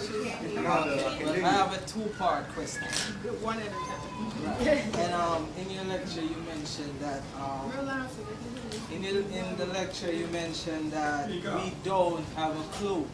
So I'm asking, why is it we don't have a clue if it's so obvious? It's not obvious. In other words, see, imagine children in the first grade.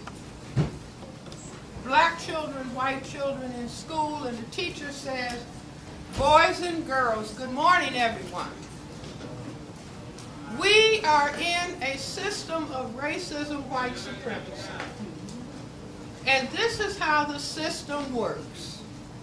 The system is unfair to black and non-white children, and it treats white children as though they are superior. Now then, everybody starts understanding. You see, but what? There is such a thing as miseducation. Yes, it is. See, it's just like going all over Africa and saying, okay, now here are your guns. Now, I want you to fight these people over here. They're your enemy. And they don't have a clue. So all over Africa, people are fighting and killing each other. You see, just like here. All over, after I teach you to hate yourself. Yes. That's first. I've got to teach you to hate yourself, so when you look at your image, you're saying, I hate, there's another one that looks like me. Yeah, I'll kill him. I'll kill her. See, so we've been miseducated for a purpose. They're 1/10 of the people on the planet. The only way that a minority can overcome a majority is divide and conquer. And this is what they are masters. We could go around saying to the white people, you all are masters. They'll say, what? A master being at a cocktail party with white people. You're supposed to be acting like everybody's equal. Oh no, master. No, I'm not your master. You've got 2 degrees. No, you are the master. You are running a masterful system. We're just beginning to understand. Now, one thing, you will not be invited to another cocktail party. Second part. All right, the second part is what role does these Planned Parenthood clinics in the middle of the black community and even the St. Francis emergency room and the fast food diet, the McDonald's, Burger King, what role do these play in the system of white supremacy? Well, let me just start at this end. That they have chemicals. Perhaps you've heard about bisphenol, the chemicals that are in plastics and in baby bottles that will turn a male into a female. Now, if you had this problem, would you put it in a Big Mac if you could? Yes. Do you see what I'm saying? Or anything else? It's like we need to focus on the fact we've got an epidemic of a feminization of black males. Yeah. Even the pediatricians are noticing it but afraid to talk about it. See, we ought to be saying, wait a minute, what is going on here? That's just like HIV/AIDS. See, they could be doing saturation. In the 80s, I was in London. And if you turned on the television, you would see commercial after commercial, get tested, get tested, get tested, get tested. They don't have any mass movement to test people here. They could test everybody in the prison, test them when they come out. No. Why should I? Why would I make a biological weapon if I don't want it deployed? And if I deploy it, I'm not going to pull it back. I've got a purpose. You see, so black people ought to be saying HIV is biological warfare until proven otherwise.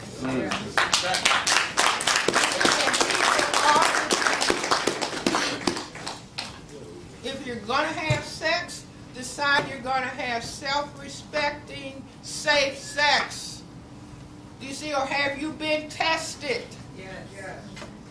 See, but it's like if my brain has been reduced to I'm a dog and I'm a hoe, and I'm a bitch,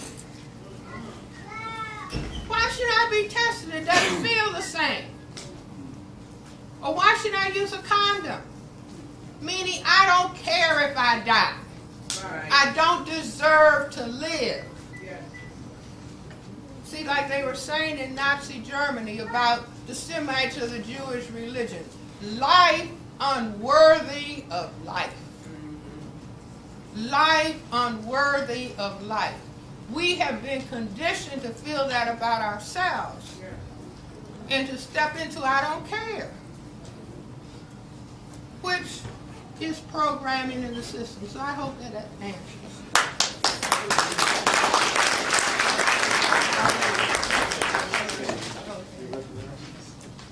Reading it right.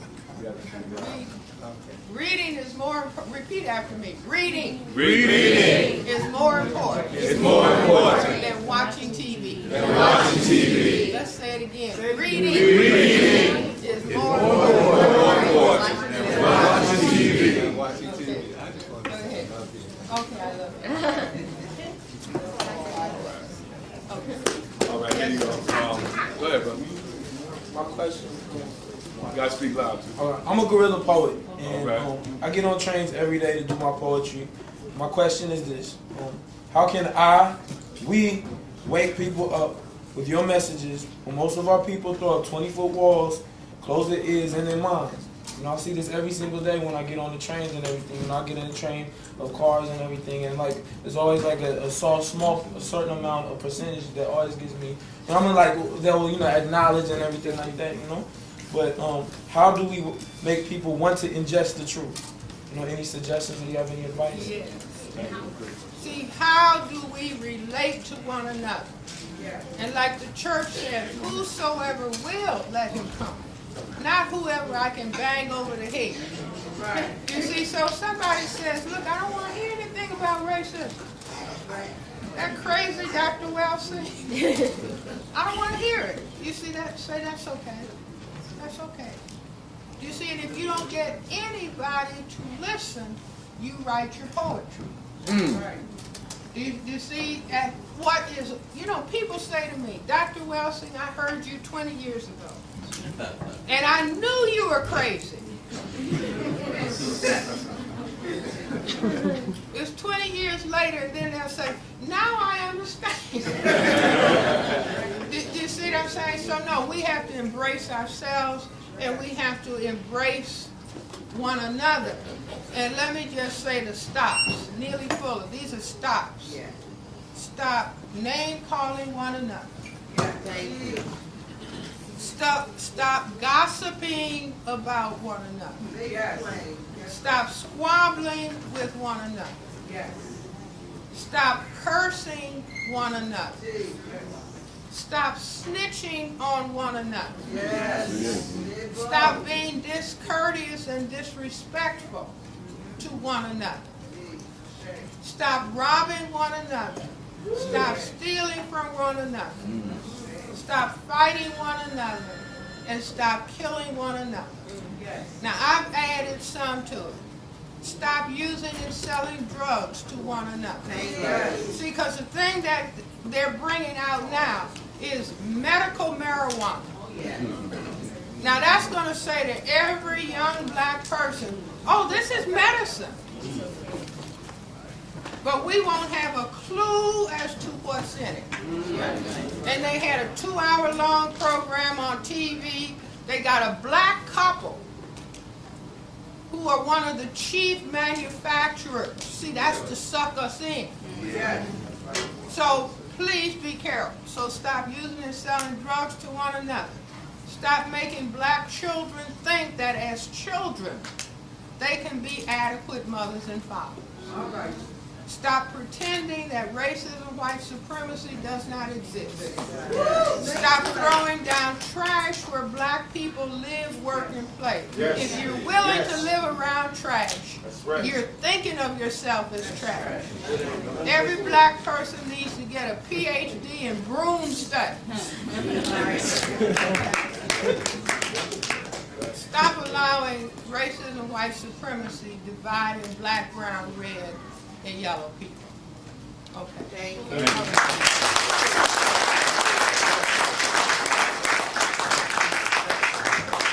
My name is Ma'at. I'm a college student. I'm a double major, Africana Studies and Anthropology. I just wanted to say that when I'm in classes, it's the disrespect level from the teachers. Like they won't. I sit in the front, you know, I dress up, you know, I raise my hand, the non-acknowledgement, and even this could relate to a job. What do you suggest that we do in order to deal with that? Because sometimes it makes you feel like, it made me feel reminiscent of a lynching, just a emasculation that happened. Well, you know, it's like if you read our history, there are black people who have integrated schools and they made black people sit behind a screen. Yes. You see, you were not allowed to be in the same space with whites. See, now, if you have in your mind, they're supposed to like me. They're supposed to accept me. As opposed to, I understand racism, white supremacy. You see, and the teacher is doing his or her best to discourage me, to make me give up. Like they did studies some time ago where they found out, you know, a little black child, let's say he's 7 years old, and he's got the answer, and he's raising his hand like that, and the teacher just keeps ignoring. And then his hand begins to come down, and he is despondent because he thinks. Now imagine, you see, if you go into class and say, well, this is interesting, this teacher is acting like they think of me as the enemy. Well, I understand fear of white genetic annihilation. So I'm just going to sit here, do my best to pass the exams, and come out and help black people.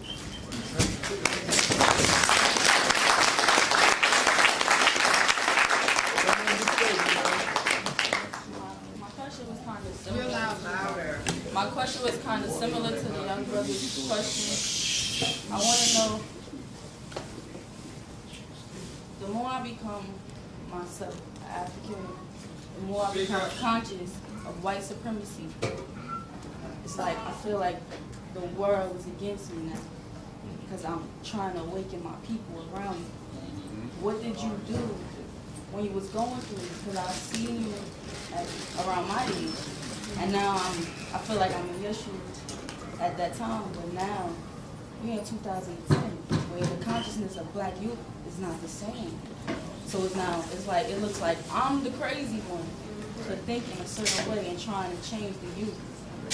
And I have like teachers, like the guy said, making me feel like I'm wrong for speaking from my own experiences in life. What did you do to humble yourself from being angry or lashing out? It's like I get into battles with these teachers or people and I'll tell myself that's not the way. But I feel like, and I'm very respectful to like, I speak to them the way I should, but I still feel like at the end of the day, I'm the one that's cast out and put to the side like I'm the enemy. What am I to do? Well, see, in other words, we are in a war. And if you don't understand you're in a war, why are these bullets coming at me? I know. You see, no, you got to really understand. I would say to patients sometimes, because they would be complaining about discrimination on a job.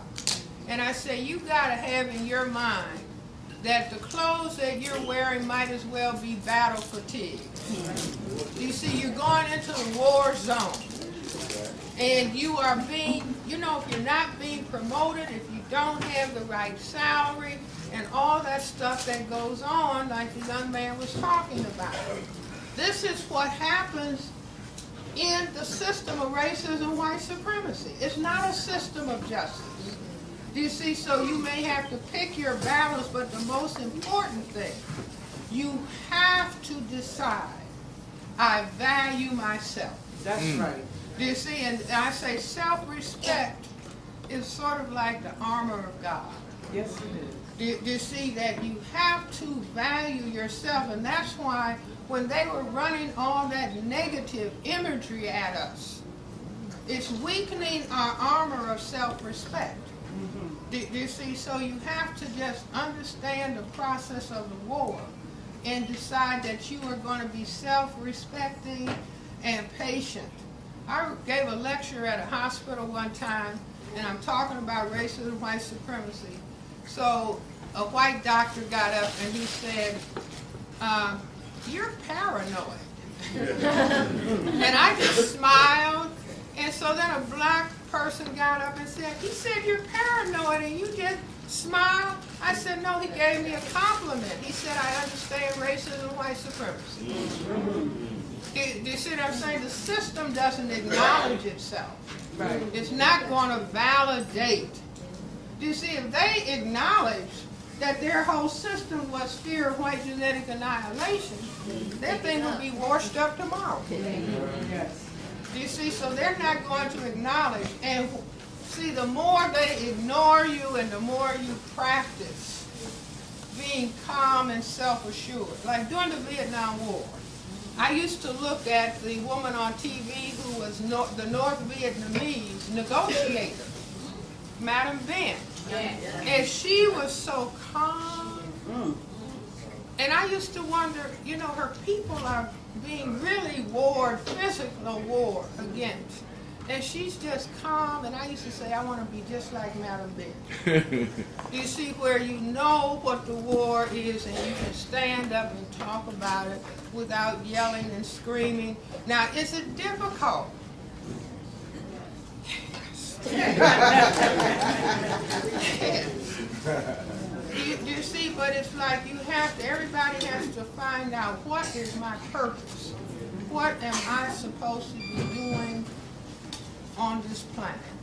Right. You see, what am I supposed to be doing?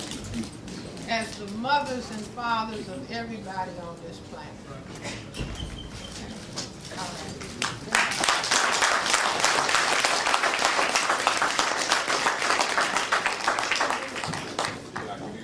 Good evening. My question is this: if the story of Remulus and Romulus is true, and they are children, is it also true that they have less active strands of DNA than we do? So what I understand, they have only 6 and we have 9. Well, see, let's not just focus on what they don't have. Right. Because whatever they don't have, they're standing on us. Do you see what I'm saying? And so what you want to look at is, what are they doing? What are they doing to us? Now, what is our counter strategy? Right. You see, because the things, just like saying you are genetically inferior in terms of intelligence. You see, or you're a minority when they're the minority. Right. You see, so all that stuff, what we have to understand is, what is it that they're doing and why are they doing it? They're doing it to genetically survive. But if we say, you know, it's like, I'll say white people are smarter than we are. Now that usually doesn't go down well with black people. You see, but what are you saying? I mean, that's like whatever football team is your favorite team, and if they lost. Do you see what I'm saying? You say, they lost. They lost. See, the fact that somebody is smart, people who are standing on you are smarter than you are. Right. At that moment in time, because you haven't figured out how to get them off. So if we just went around saying, you white people are really smart. You don't have to say smart MFs. You say, you all are smart. You all are smart. You all are, see, follow. You are a tiny minority on the planet, and you're controlling the whole planet. Now you make them want to go home. You see what I say? You're smart. We haven't figured out how to checkmate you yet. Yes. But we're thinking about it. As a matter of fact, we are putting partying on the side. Like a young man who's in law school in Florida called me up. And he said, Dr. Welsing, the black students are failing their courses, but they're doing the step in law school, stepping.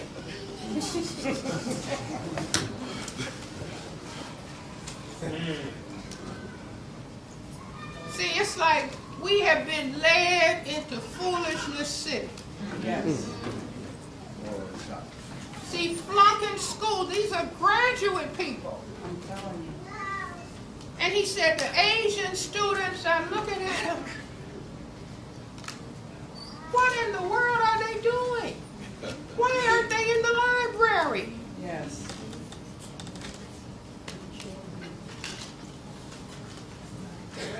See, so it's a whole lot of things we got to examine that were okay when we were not thinking about victimization. See, we can give up singing and dancing. We got PhDs in that. We got PhDs in foolishness. Do you see what I'm saying? Now, what we don't have PhDs in is getting people off of our backs. Yeah. Right.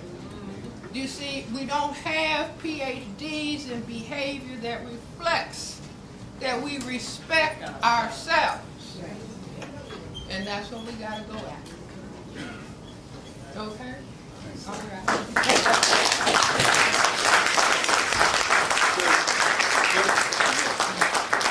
Loud now. Hi.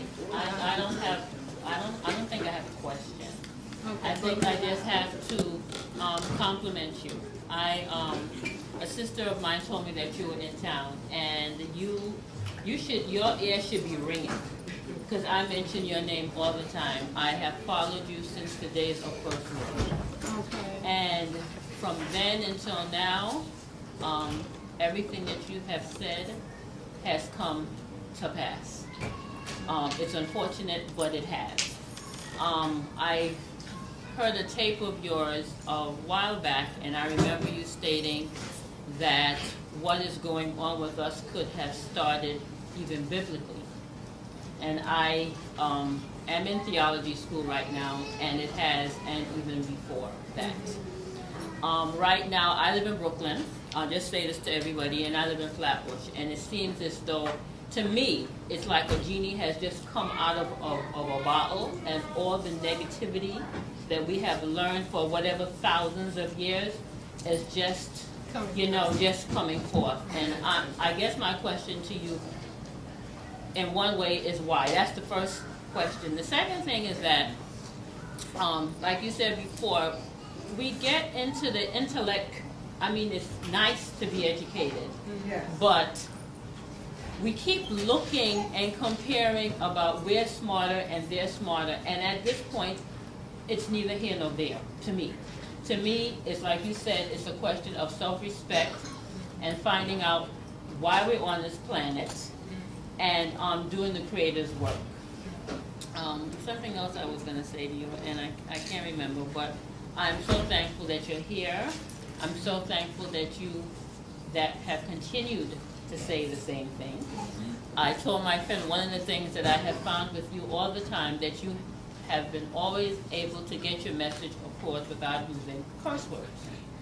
And I personally have a problem with that, because I say that if in the beginning was the Word, and the Word was, and the Word was good, then I think that when we're communicating with each other in terms of lectures, that there is no need to go into that white supremacy mode. I mean, I think you've been around long enough, and we've discussed in terms of the language, the MFs, and all the other words that go along with it, that we should try to alleviate that. I mean, I don't use the word, but my favorite word at home is AWS, and every time I use it, there's a jar that I have to put a dollar in. Okay, so again, I thank you so much. And one last thing, somebody mentioned about reading. I read a book on Dickens. It was on crime and education. I was reading it online, and I'm just curious to know, it's like a script when you read it about the educational system that went on in England during his time. It's like a script that is being done right here within the Board of Ed. And my question is, why is that? And I just want to hope.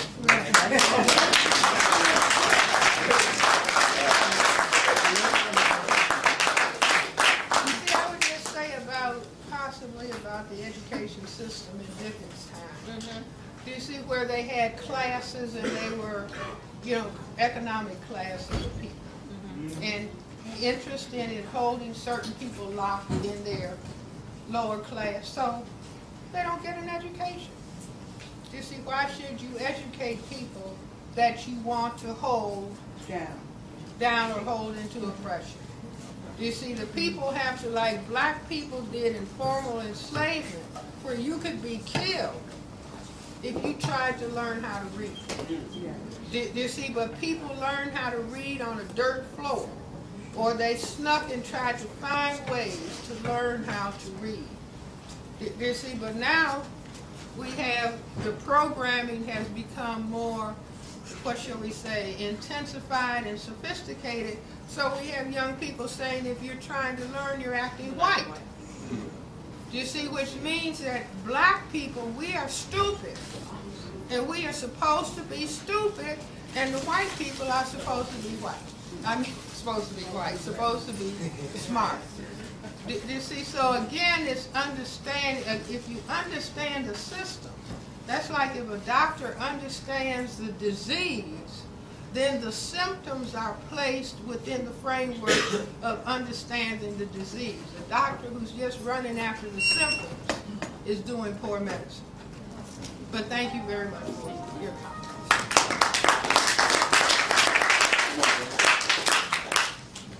Okay. And welcome. I thank you for being you. You're allowed. Okay. I thank you for being you and all the work that you have done over the years and your contribution. It is really important, most important, I would say, because many of us are stumbling blind under the Western domination without realizing it, and searching for answers and continue to search for answers and continue to have questions. No one other than yourself, with the exception of maybe I can count them on one hand, that has given us explanation to why this and why that and why am I overqualified to get a job and why I'm not just getting a job. I just didn't understand it. And you yourself, I've been following for at least 10 years, you yourself and others have made that abundantly clear, and I want to thank you for that. And I would also like to say that one of the reasons for white survival, not white supremacy, although it's part, although they complement each other, is the fact that scientifically the Caucasian race cannot reproduce their offspring to the rate of a black queen. So this is another angle and another reason for the white supremacy. Yeah, Mike, one of the questions, there's a short statement, then a question. I would like to say that we as a people don't owe them an apology for nothing. Why? Because going back, when they were in Africa as albino genetic mutants, before they were cast out because they misbehaved. So this is the reason why they were cast out in the first place, because we had no system or society for jails and things like that. So I just wanted to say that, and there's so much more, but time is of the essence, and I thank you. We must stay in touch. Let me just say this, though. You know, in our society, there are children born who are deformed and have various severe abnormalities. And right here, we push them away, put them in institutions. Do you see? So, just like in Africa today, do you see the albino mutants might not be doing anything, but we're saying something is wrong with you and you don't look right. See, it's nothing wrong with apologizing. You see, somebody might be able to come up with a cure for albinism. Any black person in this room could have an albino mutant offspring. Do you see? So it's like you, instead of being afraid like the people in some of the African countries, think that the albinos have power. Now, of course, being under white supremacy, they do have. Do you see what I'm saying? They have power. You got white people running over to rescue them and everything. And so white represents power in a system of white supremacy. So it's nothing. I tell parents, you know, sometimes parents do things to hurt children. Yes.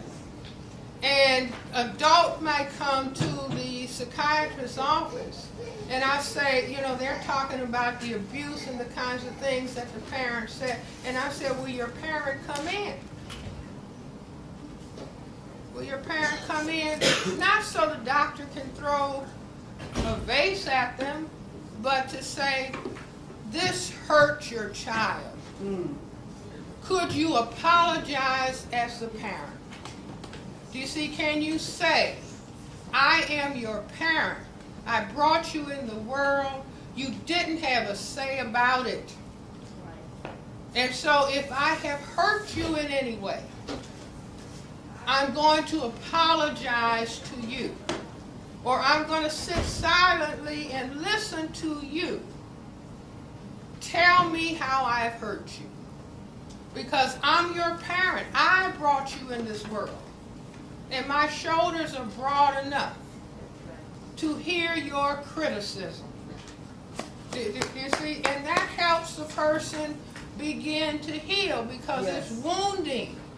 Do you see? I mean, that's just, you know, humility, and ain't nothing wrong with being able to say, I'm sorry, I made a mistake. Do you see, we could say, if we knew you were going to raise all this hell.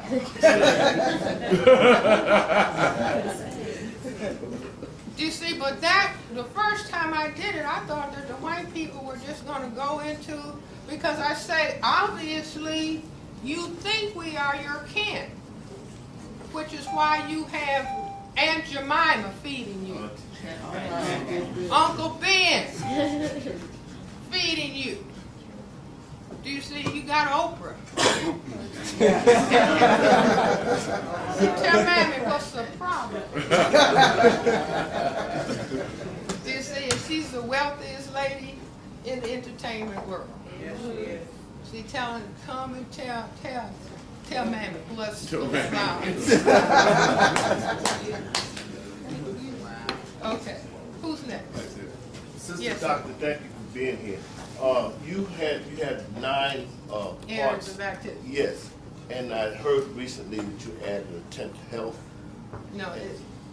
Well, maybe I misunderstood, but could you just explain how health, I mean it's obvious, but could you explain in your words how health plays a big part in all? See, health, you can put the 9 areas of activity: economics, education, entertainment, labor, law, politics, religion, sex, and war.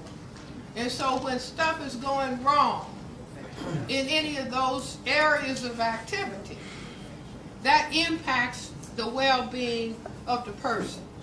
You see, the stress in economics, the stress in education, the stress with unjust laws, all of that is impacting health. So health doesn't have to be a separate area of activity.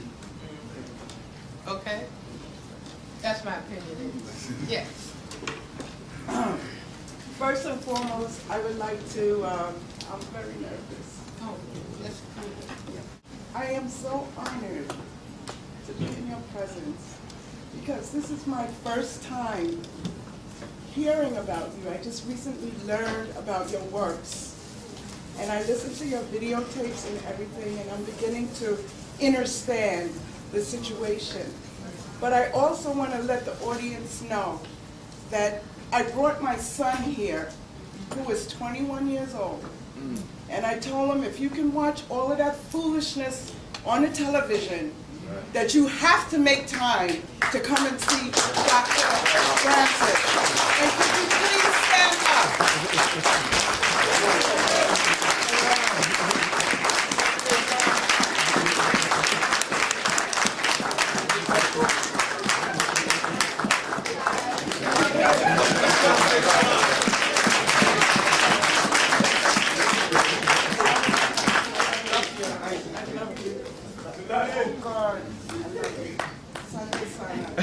But let me say this. You know, somebody might say, well, how are you able to do what you do? And you know what is in my mind? I say because I had the parents that I had. See, because I had the grandparents that I had. My paternal grandfather was a physician in Chicago. He died in 1909. And my father, who's now deceased, but at some point, much later, he gave me some written material that his father had written about. And my grandfather had written, how dare anyone think that they're superior because of the color of their skin. Thank you. Do you see? Now, I never knew him. And I ended up writing about racism and color. When I wrote the Cress Theory, I was sitting down talking to my father, sitting at the dining room table. And my father said, okay, I read the Cress Theory. Now you have to find out what's in the melanin. And I never would have thought that, you see, without my father guiding me in that direction. So it's like I am extremely grateful that I had the parents that I had, parents who were political. Do you see, parents who would drag us to hear Paul Robeson, who would drag us to hear W.E.B. Du Bois. Do you see, we might be saying, See, my parents didn't say, did you want to go? No, you are going to go and hear this. You see, you are going to take these courses in school because you need that in order to do thus and so. So I'm just extremely grateful for the parents. I mean, you know, you don't have anything to do with selecting them. But I'm glad that I had the parents who were political people, politically thinking people, left-wing thinking people. Like Richard Wright wrote some black boy in my godmother's house in Chicago. You see, so these are people who, because of the way they were thinking, they guided us to, you know, feel that we have a right. One time the FBI, CIA was investigating me because I wrote a letter to the president when they killed the children in Birmingham. And so my mother called up and said, you know, the government people have been here questioning us. And I said, you know, questioning my parents about my activity. And so I asked my mother, what did she say?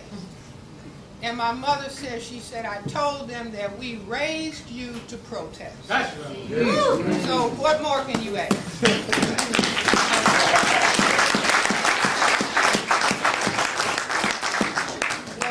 On that note, you kind of like answered the question I was going to ask.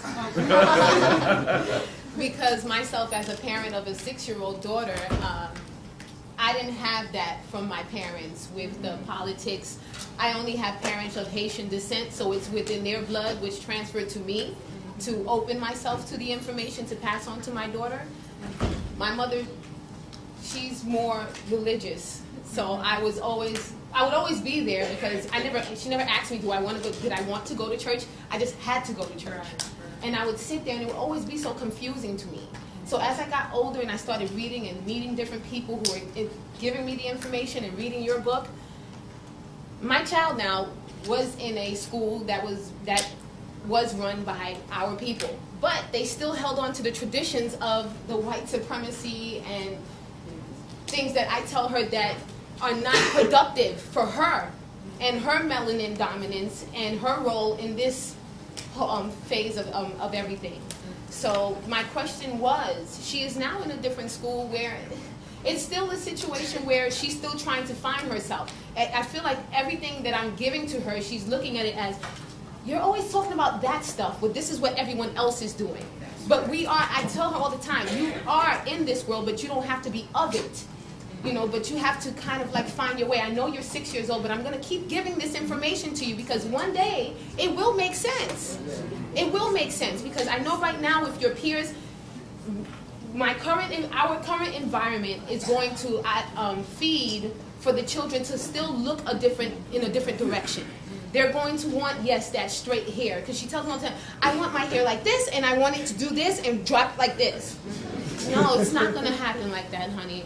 You have curly hair, and it's just not going to happen. Oh, well, and I did it the other day. I took her into one of these stores, and I said, well, which doll? Grandma wants to get you a doll, and she told me to bring you here so you can pick the doll. There were 3 different shades. I said, which doll would you like? And she didn't pick the Caucasian-looking doll, but she picked the kind of Spanish-looking one. Now, the darkest one was in the middle. I said, well, why didn't you pick that one? Oh, okay, I'll pick that one. No, you chose that one for a reason because in the school that you attend, these are the children that you see around you. Those are the children that get the attention. Those are the children that the boys kind of lean towards, you know, oh, I like her because she has this kind of hair or this is her complexion. So I wanted to know, besides homeschooling, what is the best way to kind of like teach your child in this environment that we're currently in? Like what's kind of schooling, like what besides homeschool? See, in other words, I wouldn't know a department of psychiatry to tell somebody to train in that is talking about racism, white supremacy. They don't exist. Right. Do you see? So it's like a lot of education, gentle education. Do you see? Not being upset with your daughter when she says, I want the white one or I want the one that looks Spanish. See, I would say, just as a suggestion for next time, that you said, okay, Mom will buy you the one that you select, but I'm also going to buy you the one that Mom thinks is most beautiful. Do you see? So I want you to have this because Mother thinks this is absolutely beautiful because it looks like you. But not being shocked or surprised because the children have taken in what the culture is teaching. Do you see? I tell children who might be engaged in sexual activity. Do you see? Two things, if not more, but one thing, I mean, all you can do is look at movies and listen to music and look at, you know, this is sex. And I say it because white people are unhappy. If they're unhappy with their appearance, you will be unhappy about the act that produced you. That goes also for us. You see all the negative things that people can have to say about the act that we should have the highest level of respect for. You see, but not be surprised when the children internalize the culture. We're not surprised if everybody in the house speaks English. We don't say, how did the child learn how to speak English? Because that's what's being spoken in the house. Do you see? But there's a lot of education that has to go on in the home. And I will repeat, you see, the education of the child begins before the sperm meets the egg. That's right. You see, because that's engaging in whether there's going to be respect for the thing that is the product of that activity. You see, and if I'm playing with sex, the joke is on the offspring. Okay?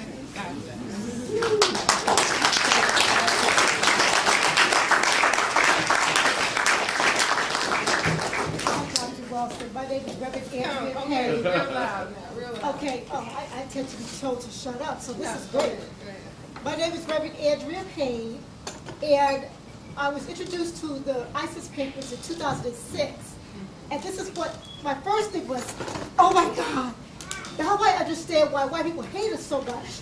Because I couldn't figure it out. Okay. So you gave me an answer that it was unsettling, but at least I had some kind of answer. So thank you, and thank you, Neely, also. Okay. My second thing was, this woman has courage to write this, you know, to stand up and speak and share this information.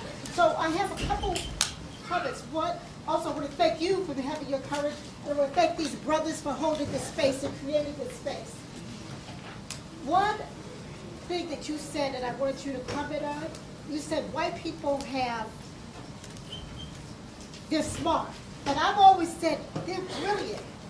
But on the other hand, the other night I was on the train to do a spiritual service, and I said to myself, if I had the courage, I would write a book and call it The Predator Race. Because that race of people is willing to destroy everything, including the planet. Everybody. I mean, I don't think that there's any group of people that I've read about who was more willing to kill everybody and everything in sight. And I think that that's part of the problem that we're facing. I do think that we are now killing each other, but not at the level of, like, the Arabs now are beginning to understand what we've been dealing with. And so are the, you know, the people in Honduras, you know, so okay, that's the question. That what do we do when you talk about the fear, when you're dealing with the race of people who are willing to destroy everything, including the planet? And the other thing is, I was surprised to find out that whites wanted to have you lecture to them, speak to them. What is that all about? No, it's like the places where I have encountered white people is when I've been invited by black people. See, it might be the Black Student Union or something like that. Do you see what I'm saying? So that's where that is. I'm losing your... But I was asking you about, because you talked about the fear, which is something in other words... That's what I'm asking her. The question is... See, in other words, we're saying that if you're frightened and fearful, you see, ooh, that person, those people, they can hurt me, make me disappear. You see, and so yes, they are going to buy anything that they can cook up with their brain computers. It's just like people who feel inadequate will manifest that in greed. You see, I feel deficient, so I have to have all the oil, all the gold, all the minerals, all the land, all the people, all the because I'm feeling inadequate. Okay, so I have to look at the inadequacy, and maybe that will take away some of my fear? No, I don't know, take away your fear. See, in other words, we have fear because we have been brutalized by racism, white supremacy. You see, but self-respect helps you get over and get over fear. So at some point, my self-respect outweighs my fear. Like sometimes people say, how do you get the courage to do that? I'm more afraid if I understand something and understand the plight that we are in as a people, I'm more afraid to not share it than I am afraid of what can happen to me. Okay? All right.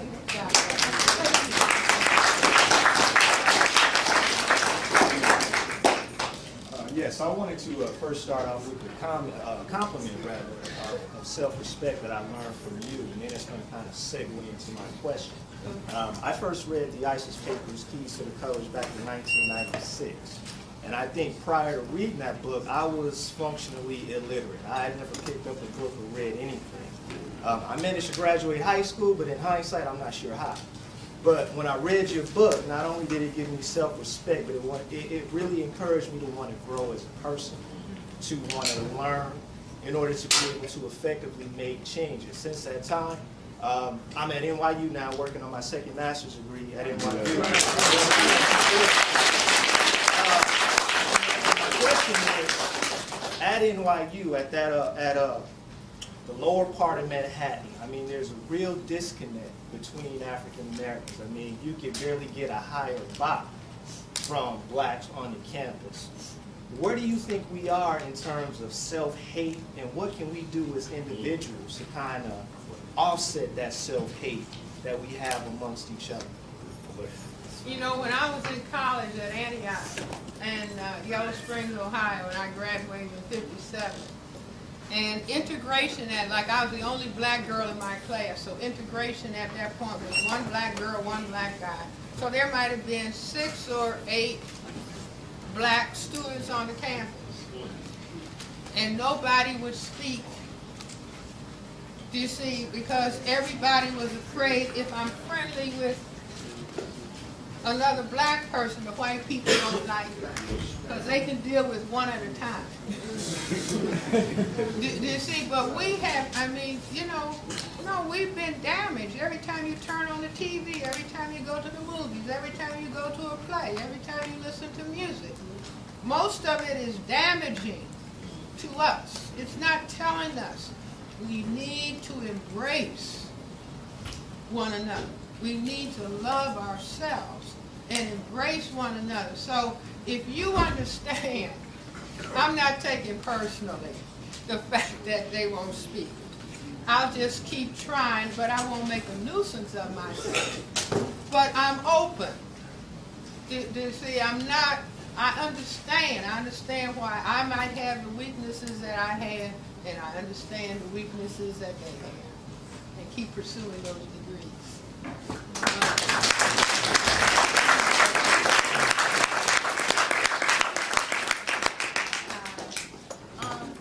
So my question is similar to other sisters about education, because I feel that education is one of the most powerful ways. I feel that education is one of the most powerful ways that we brainwash our people, because you know, our children are brainwashed from such an early age. So my question is, I work in a school, middle school. I'm a counselor at a middle school. The population is probably 99% black children. Teachers are majority white. I find myself feeling like I'm perpetuating the same system that I'm perpetuating the same system that I'm telling the children to question. So my question is, how do I feel like if I'm not there in the school, they won't have anybody to to teach them the truth. These are black children? Yes. Okay. I've tried educating the teachers. I've run a workshop to help the teachers understand the black experience. So my question is, how do I work within the system?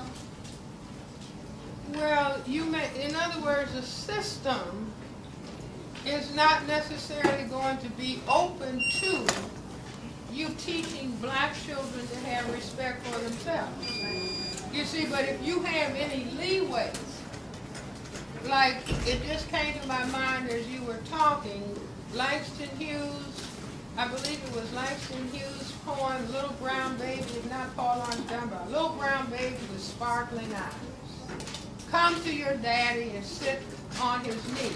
You see, so you are looking for, I'm going to be looking for things that I can read to these children. I'm going to be looking for pictures that I can put on the bulletin board that are positive images of children.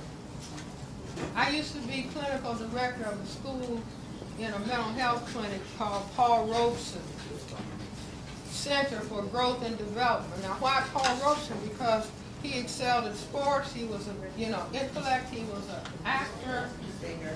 You see, so you can make bulletin boards and show children.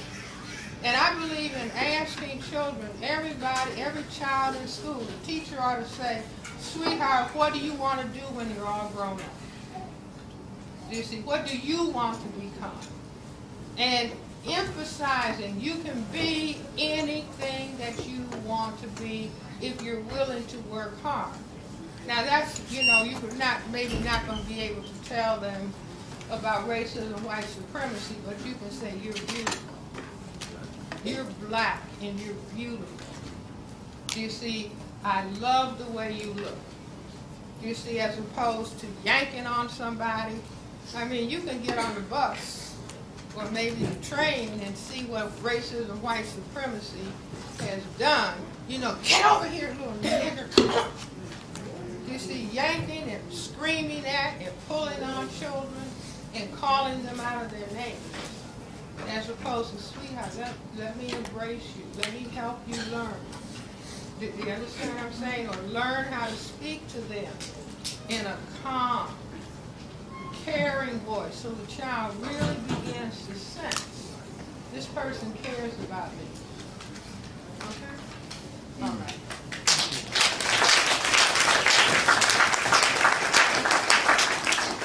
My daughter wanted to come up with me. I think you kind of answered the question a bit, but I still want to ask it. Educating our children at this point, about racist white supremacy and all of these things is almost a violent act now. It's perceived as a violent act. And institutions such as ACS, child welfare, they'll remove your child from the home if they're found saying these things. How do I know this? Recently there was an incident in my daughter's school. I was talking to a parent who was educating her, I think it was her 7-year-old son, about what this was and what was happening. And I guess report time came, he's in school, he wants to do the report about Malcolm X and Stokely Carmichael. The teacher adamantly refuses. He needs to choose George Washington or Lincoln. The boy refuses to do the situation. Starts talking about, my mommy said this is racist and this is the other. Sends the child to the guidance counselor. Next thing you know, swarm of ACS caseworkers are involved. In intruding upon the person's home, finding out if there's evidence of neglect or you're spreading racist propaganda with the child. This is mental abuse. Maybe you're training the terrorists. Exactly. So now even educating your children about what they're going to be encountering, okay, is now as a violent act that will have your children taken from you. Well, you see, again, like there are ways of thinking through and doing things. You see, you don't set a child up to go to school and be disrespectful to the teacher. You see, like sometimes a student, could be a college or a graduate school student, who said, Dr. Welsing, I want to use your material in my thesis. And I said, check with your instructor. See, in other words, you are there to get credentials so that you can come out and do something. The system is, you know, it's like I was told I couldn't have promotion and tenure at Howard University College of Medicine. You see, because of that paper you wrote. What paper, Dean? The Cress, he didn't even know the name of it. Do you see, I subsequently heard, oh, the federal government made them do that. Where's the money coming from? Do you see? So no, you just say, oh, this is interesting now. Mom teaches this at home. If you find a teacher, as a parent, you can go up to the school and ask politely, can my child write about Stokely Carmichael? Do you see, would they get a passing or, you know, an A+? Well, no, we don't really want, fine. You want George Washington? Fine. We write about George Washington, and we can write about Stokely Carmichael and Malcolm X at home. Okay. Okay, thank you. All right.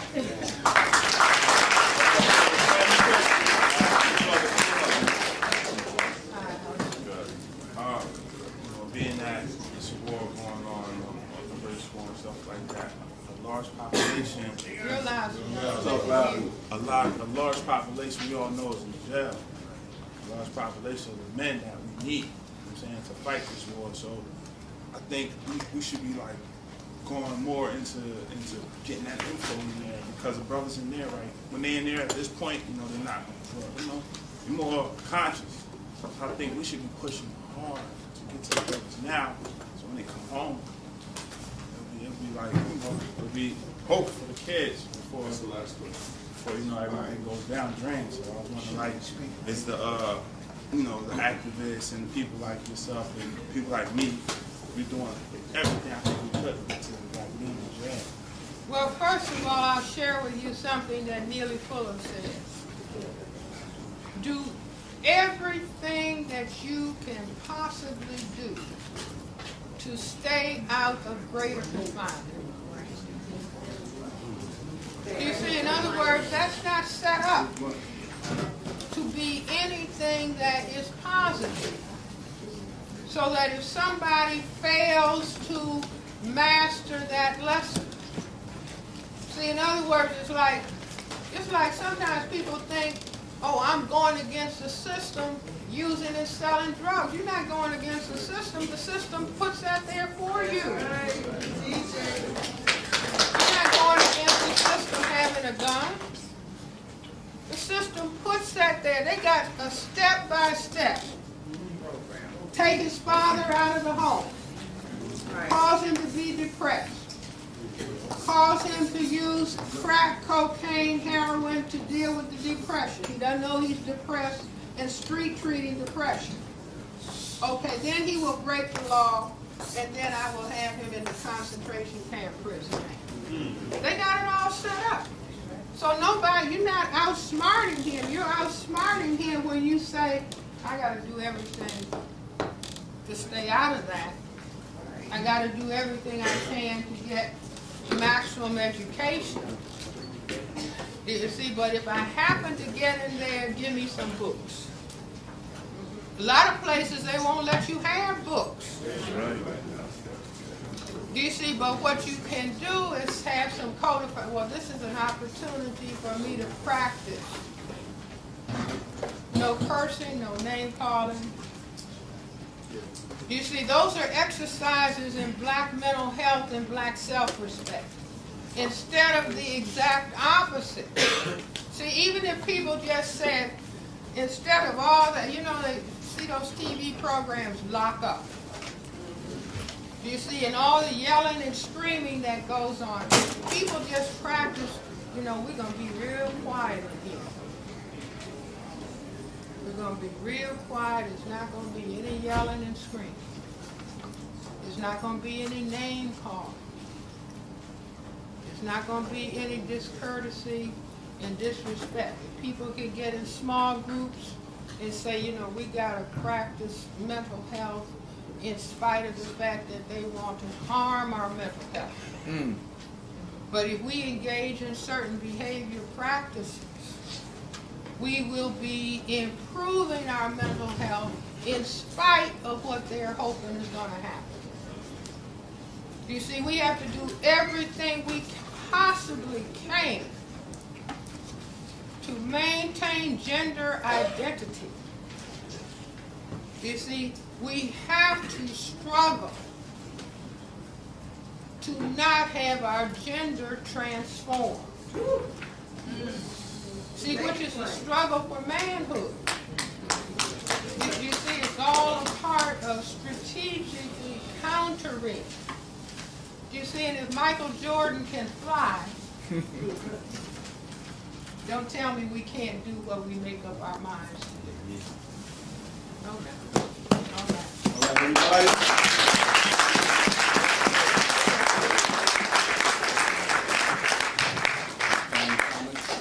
Thank you, everybody. Thank you. All right, everybody. We have the DVD for this lecture for sale. It's $20. See Minister Clinton Brown. Also, I got to make an announcement. Bobby Hemmett will be here January 16th, 2011, on Sunday.